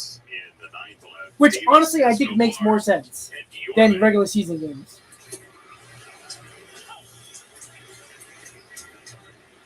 Birdie doubled to lead off the game for the Marlins. He got to third on a ground ball from Rojas. Then Cooper on a sacrifice fly to left scored it.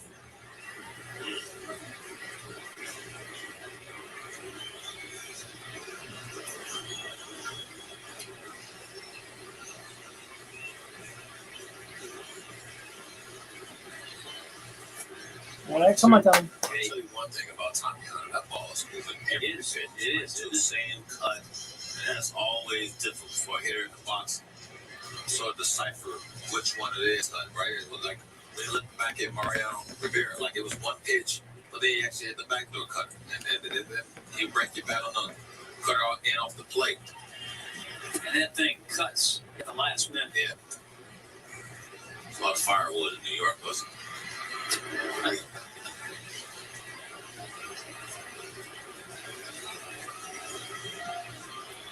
Well, the problem with that, KTU, is that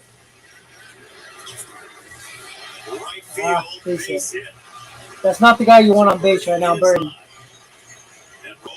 Well, the problem with that, KTU, is that Amazon, Apple, Peacock, all different companies, they're never going to agree to have a package together. It's not Disney and ESPN, Just a big bit of hitting by John Birdie, who you appreciate every day. His efforts, 10 years as a minor leaguer, getting an opportunity last year, and then doing what he's like I said, I would actually buy it if it's a playoff package. Like, all right, Apple TV gets exclusive rights to the wild card round. Amazon gets the NLDS or the division series. And then Peacock gets the championship series, something like that. I would do it that way. I'm telling you, that's what they're setting it up for. He had a little bit of a rough night the other night, the first game of this series. Come on, Tommy, get out of this. Let's go. And then he was caught stealing. Tomas Nido caught him on a close play at second after he had put together 21 straight steals. Yeah, Birdie's going to definitely try to get in the scoring position here. Let's see if James McCann's ready to gun him out at second. Rojas, the batter. 2 ground balls and a home run for him, and another throw on Birdie.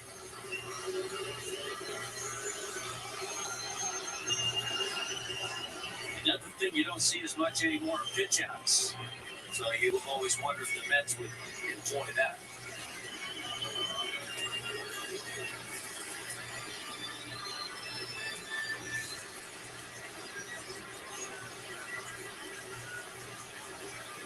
First pitch, Birdie trying to size him up. Did not go. It's strike 1. It was definitely going to be hard to steal off that first move. Yeah, it was quick. That was quick. Quick to the plate.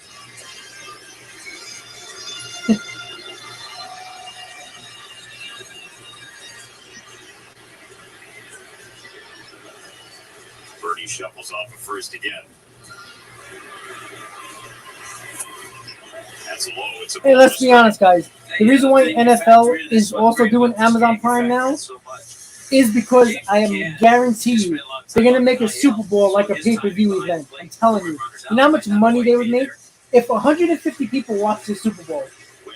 Even if 100 million out of the 150 pay for the pay-per-view for like $40 per person. Look how much money that is. It's crazy. It's outside and it's 2-1 with Cooper on deck.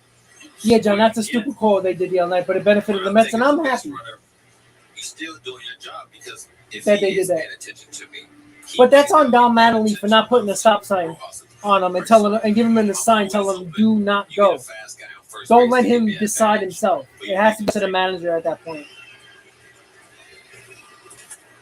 Round ball right in front of him. Should be out of the inning, and we're done. All right, Tommy. There you go. Hit Tommy Hunter in the leg right in front of him. Tommy Hunter guns it to Pete Alonso. 40 out. Tommy Hunter, pretty much a clean 8th inning, getting the Mets out at the top of the 9th. Score still tied 2-2 in Miami. Can the Mets get a run in the top of the 9th? We shall see. Who is up for the Mets, you ask? Well, Davis, Escobar, Guillorme. Now, again, we don't know if McNeil is available to pinch hit. He might be. We'll see. You know, looking at this, you might pinch hit him for Escobar. But do they want to put him on the field? That's one thing. You know, you do have Dominic Smith, who's a guy who might be able to pitch hit for Escobar. You put Luis Guillorme the third, or at least I don't know what you would do. Again, we don't have a lot of options, but we'll see. Yeah, I don't. I think McNeil is actually just lingering right now. I don't think they want to risk it. But again, that's why they should have put him on the IL. You don't make him miss 4 games and keep him on 4 or 5 games, keep him on the roster, and now you're down a bench guy. That doesn't make sense to me. But again, you know, that's something that we can't change at the moment. You know, the problem is, do you want Jeff McNeil to hit a ball in the gap and trying to, run for a double or a possible triple and then, do some damage to that hamstring? I don't think you want to do that. So I doubt McNeil's going to be able to pinch it in this spot. So once again, guys, 200 plus in the stream right now. If you haven't hit that like button, what are you waiting for, guys? Hit on that like button. This game's going to the 9th, tied at 2 in Miami. Mets looking for the sweep. Miami is looking for at least 1 game to salvage the series. Mets already won the series, but how sweet would it be for the Mets to sweep Miami, coming back home to face Houston and the Rangers in the homestand at Citi Field? Let's get the runs in. Tanner Scott is in, the lefty for the Marlins, facing Davis, Davis, Escobar, Guillorme. Here we go, guys. So here's Tanner Scott, who's been a big strikeout guy out of his bullpen for the Marlins, Tommy. Yeah, you talk about live electric fastball and slider. He has both. And this guy goes hard. 98. Early on in the year was kind of a mix and match situation for the Marlins. Lately, Tanner Scott has been the back of the bullpen guy, 7 saves on the year. He gets J.D. Davis first in the 9th. And it's 0-2 on Davis.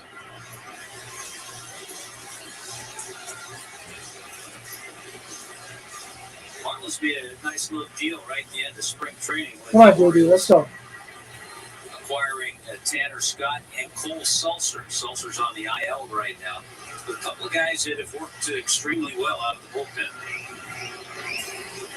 He's a draft pick of the Orioles 8 years ago, 2014. 0-2. All right, Davis was on that pitch. That pitch was right down the middle, fouled it back. He was on that pitch. He was waiting for that pitch. Just missed it. Jeez. 98, 99. Back into the bullpen. Call me crazy, I guess. Cole Sulser, nice wipeout changeup, little changeup.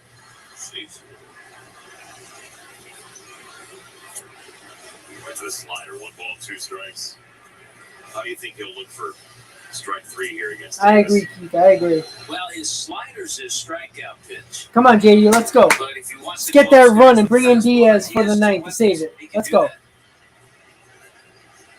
Mets haven't struck out since the 5th. Probably his slider. There it was. It goes skipping away, 2-2.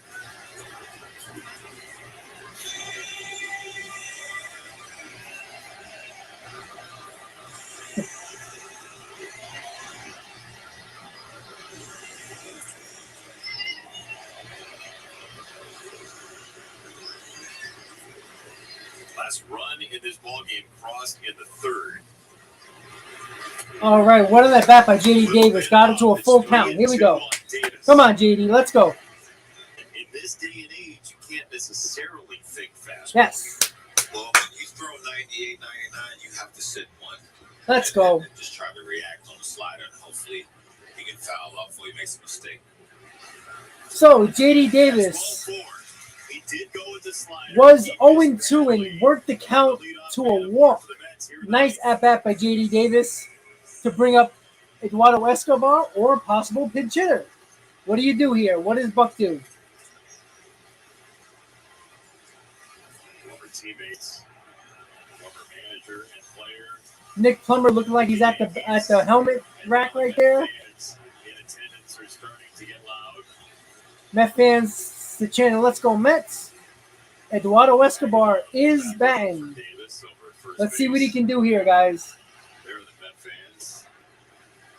Call a strike. Come on, Eddie, you to do. Let's go. Escobar. Come on. Now, part of me was going to say, and it's been said many times, that Met fans travel well. However, many Met fans have moved to South Florida. This is a pandemic, right? 0-2. Damn it. Yeah, it's a heavy Met population in certain sections here I today. do remember that. And we heard the MVP chant yesterday for Alonso. And also the Mets 21 over 500, one of their best teams in recent memory. There you go, John. He's a fan. Come on, Eddie. Let's go. Nice stop. All right. The wild pitch. Davis goes to second. Scoring position. Let's go. Good to keep it in front of the Got a man in scoring position. Nobody out. Let's go. Come on, Eddie. Base hit here. Good base runner by JD Davis. Staying on his feet.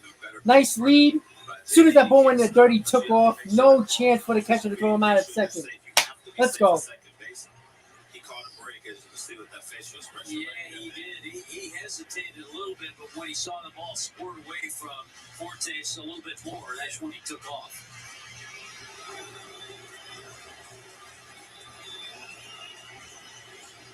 lead run at second, Davis. 1-2 for Escobar. That's fouled away. All right, he was on that pitch, guys. Let's So go. I wonder now, do you think he thinks maybe about not Come on, Eddie, let's go. because he's uncorked a couple of You do, bats? baby. You do. Good sliders. And I remember That was a rough slide by Marlins JD. acquired Tanner Scott. I got in touch with Freddie Gonzalez, who's bench coach over in Baltimore and used to be manager here. Well, good eye, good eye. I wanted a quick scouting report on Scott, and he said, you'll know right away if the slider's on. But as a hitter, right now, he may come back and all of a sudden make a great pitch with it.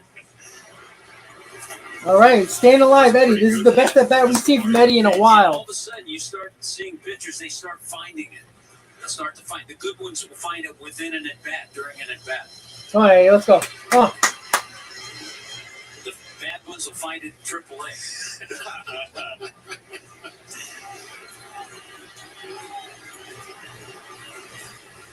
2-2. Staying alive in that at bat. I love it. Escobar reached out to plug it foul. This is a good at bat from Escobar. 7 pitches. So it is the best we've seen Escobar. This is one of those clips that's a real battle. This is a battle. Yeah. You lock hands, a hitter. Where are you mentally? Just locked in. Just locked in on one pitch. I'm just fighting. You know, you fight against a guy who has really good stuff. I'm trying to lock in on one pitch. Come on, Eddie. Adjustments on the out. 2-2. Ah, Swing and a miss. God damn it. Good pitch. He found it in the at-bat and one down. Yes, he has. He has found it. He makes 4 pitches with it, and all of a sudden he kept working on it. Give credit to Nick Fortes. That was a nasty pitch, but for keeping on calling it, even though he knows he might have to block it. Escobar was putting a good at bat together, but just couldn't get it done. So one down. All right, Luis Guillorme coming up. And Guillorme, who's not been bad against left-handers this year, he will bat. And the Mets, by the way, have a left Jeff McNeil. bench today. Is he going to come out? I don't think so. There's a right-hander off the bench, so there's strike one on the slider to the inside corner to start it.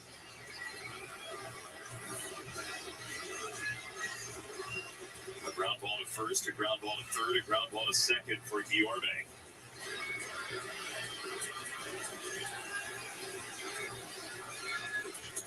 Ground ball to second base. Davis goes to third. 2 outs. All right, so it was a somewhat of a productive out, getting the runner over to third. Now the pitcher and the catcher's got to worry about a pass ball. Davis got to be on his feet. We have James McCann. Obviously, just came back from injury a couple days ago. James McCann has not done nothing in this game. Let's see if he can get the job done here. Come on, James. Let's go, baby. Come on. 4 for 25 in the series. And still a chance at a sweep. They've got the traffic. The Marlins haven't had a lot of base runners, just 0 for 3 runners in scoring position. So it's James McCann. Davis at third. McCann just back on day 2 after his IL stint. First pitch. Oh, that's a high strike. Oh, that's a high strike. That was a Come rare on. miss according to the box. Yeah. Sometimes the umpire gets fooled. He might be thinking slide or something down. All of a sudden, fastball was up. The difference in on-base percentage, 1-0 to 0-1 in the league, is 371 to 257. All right, come on. It's 114 points entering today. Just a base hit here, nothing special. Count and an 0-1 count. Wow. That's why I have to have that as a hitter. You're going to give me that. If I take that pitch, it's the reason why I took it. Well, it's a couple of weeks. One, I can't hit it. It's a ball. 1-1. Ball 2. All right, Stairs, 2 balls and a strike. let's go. You were talking, Cliff, like you had just taken that pitch. But you're still in that mode that you don't like that one getting taken away from. Well, it's just always a plan you have in on next time walking up to the box, right? You have that plan, try to go up the next. Majority of the times, it don't work in your favor because you're going to fail at this point. But I think you have to reward me when I take a ball that's out the zone. Davis at third, 2-1. McCann takes on strike, top of the zone again. Jeez. He braced for the slider's arrival and just caught the very top part. Come on. This is different because it's the high slider that's called. I mean, McCann's thinking slider down somewhere knee high, and all of a sudden it's up, so he takes it. Great catch there by Fortes, by the way. 2-2. All right, full count. Should have let it hit you, you dummy. It's 3-2. That's right, that at your knees and ankles, everything in your mind. So it just undressed you, right? You sitting there thinking, oh, well, I'm trying to track this ball and it's coming right at my knees. Righty or lefty, Tanner Scott's not comfortable at that. No. Slider or fastball here? I think he goes back to slider. I say fastball. 3-2. All right, McCann was on that pitch, fouled it back. Fastball. James staying alive. I wonder how many he'd throw in a row. Well, I think the big thing is goes back to Husk's point about, McCann not having his timing, been missing a lot of time. So you have to challenge him with a pitch that you can overmatch him.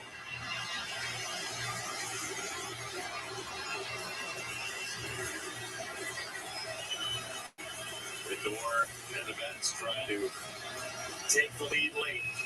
3-2 to McCann. He struck him out on the slider in the zone. Damn it. You do that same pitch to Escobar, that slider right underneath the plate. It's a good pitch, but again, you got Escobar and McCann striking out. Oh, yay. Lord. All right, guys. So we're going to the bottom of the ninth. Tied score 2-2. Marlins can win it in the night with a run. Let's see who's coming in the game. I don't think you would put Diaz in this spot, but we will see. It's not good. You had a guy on second, one out.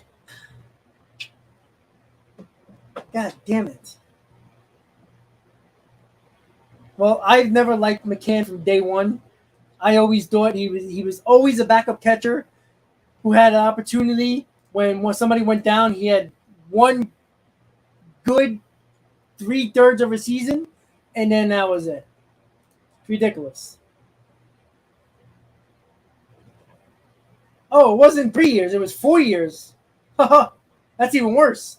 I said it from day one. Look, I get Real Muto's contract was a lot, and it's not like Real Muto is like playing great, but he is hitting a lot better than McCann.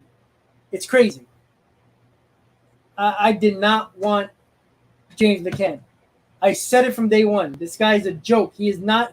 And then you have Alderson trying to, convince us that he's good, saying, "Oh, he's a good defensive catcher," but he is not an all-star defensive catcher.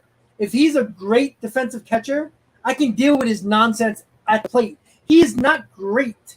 He's a good defensive catcher, but when you're a good defensive catcher, you got to provide a little bit of offense. If you're a great defensive catcher, fine, your offense can slack a little bit, but he's none of it. He's not great anywhere, and that's the problem that I have. All right, guys, bottom of the ninth. Let's see who the Mets are going to keep in. Adam Ottavino is in the ninth inning to get this game to extra innings. Let's see if they do. Mets Marlins tied at 2. Marlins have the opportunity to walk it off in the ninth. Once again, guys, you're just tuning in. Thank you for subscribing to Talking Mets with Rob and tuning in to Mets vs. Marlins Watch Party. Please hit on that like button when you get a chance if you haven't already. Here we go, guys. Bottom of the ninth. Adam Ottavino on the mound. Cooper leading off. This is loaded. Got Aguilar to hit fly ball out. Ottavino against Cooper. First pitch swinging in the air right field. Woo. Just missed that one. Woo. Just missed that one. Got just under that ball. Garrett Cooper was thinking slider. That's it. And he got it a little bit away from him. Just got under. That was a hanger. He tracked it all the way in. He was hoping. Marte said, "No more talking. You got to stop talking." He might be talking to Aguilar, too. Oh, yeah. Yeah. He said, "Look at the field." Well, like I said, you can put Nick Plummer at second base as the ghost runner, and then put in Nito as the catcher in the bottom half. So First pitch, we'll see. away, ball one from Ottavino. 9 home runs for the Marlins first baseman, 31-year-old.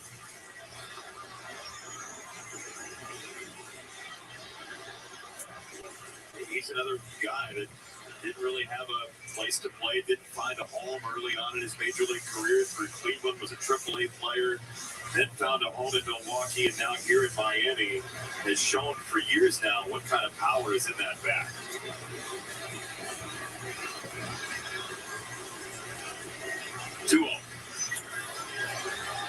Oh, what a play by Guillaume. Diving catch. Woo! Let's go. What a catch. Stretched out to make that catch. That was a base hit waiting to happen right there. Standing ovation by Mets fans. Woo! What a play. Love it. What a catch. Web gem. Top 10. Woo-hoo-hoo. Love it. What a catch, man. Holy Christ. Well, you look at him, you think there's no way he makes this play. No, you gotta be freaking kidding me. Tommy, the reaction, you're right. That's Come on, man. He just plays out. You gotta be freaking kidding me. After that catch.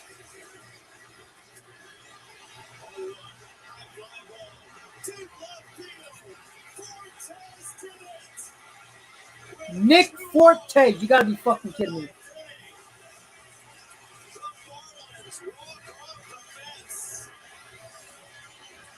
Wow.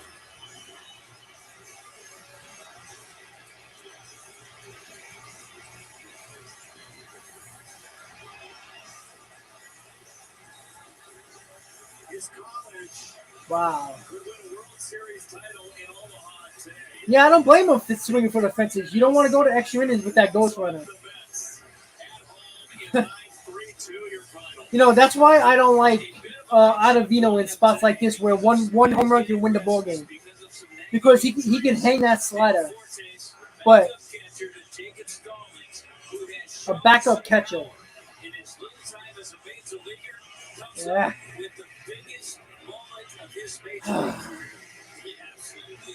All right, guys. So the Marlins walked it off with a Nick Cortez, backup catcher, who hit the game-winning home run. Again, guys, we won the series. That's what you look for in this spot. But the Mets had so many opportunities to blow open this game. I mean, this game should have been 7-2. David Peterson, 7 innings, 2 runs. You got to win that ball game. This is on the offense today, no doubt about it. You know, absolutely yes. You know, I don't like Ottavino in a walk-off situation because he leaves a lot of hangers, just like what he gave right there. I mean, that ball, my dog could have hit that ball out of the ballpark. So, it sucks. The Mets did win the series. You always take a series win. The Mets should have had at least 5 or 6 runs in this ball game. But the Mets did not execute with runners in scoring position all game. Mets come back home to play the Rangers and Houston in a 5-game homestand before the month of July is over. We took 2 out of 3 against the Marlins. Could have been a lot worse. Mets offense failed today for sure. Too many strikeouts with men on base with Escobar and McCann were terrible the majority of the game. And, you know, ever since McCann came back, it's, you know, at least Nito gave you a chance. You know, he was actually pretty clutch with runners in scoring position when he got these opportunities. McCann is just basically an automatic out. The last bat, all right, he hit the ball hard, but, you know, that's not saying much at all, you know. But Nick Fortes, the backup catcher for the Marlins, hits a go-ahead, the game-winning home run to salvage the series for the Marlins. The Mets did take 2 out of 3. Let's hope the Dodgers beat the Braves and we don't lose any ground. At the moment, it's 4.5 games for the NL East. But the Mets are coming back home. And they have been playing home very well at home. So at the very least, guys, Mets took 2 out of 3. You came into this series wanting to take the series. The Mets did that in the first 2 games. It hurts a little bit because it's a walk-off, but if it was a 7-0 game, Marlins would have won 7-0. You'd have been like, all right, we can just throw that away. But let's go Dodgers. Let's see if they beat the Braves. My next live stream will be on, let's see, I'm going to the game on Tuesday, so I'll do a 5th inning live. If you're new to the channel, when I'm at a game, I go live during the 5th inning. Have some fun with you guys, talk to you guys. You get the in-game experience and the sounds of the game during the 5th inning. So once again, guys, Mets lose 3-2 on a walk-off from Nick Fortes. I keep on saying Cortez. Nick Fortes, the backup catcher for the Marlins. Once again, guys, thank you guys for tuning in. Before you guys go, if you haven't hit that like button, please do. For the people who want to replay this stream, they can. And once again, guys, I will see you Tuesday. Oh, sorry, excuse me. I'll see you tomorrow on the off day for Mets Talk Live at 5 p.m. So catch me then. Once again, guys, if you want to be a member of Talking Mets with Rob, hit on that join button, and you'll get access to free giveaways, free member Q&As during the year, and also ticket giveaways if you become a You Gotta Believe member. Once again, guys, have a good night, or have a good late afternoon, have a good Sunday. See you guys tomorrow for Mets Talk Live. Mets lose 3-2. As always, Mets fans, let's go Mets. See you tomorrow night. Have a good night, guys.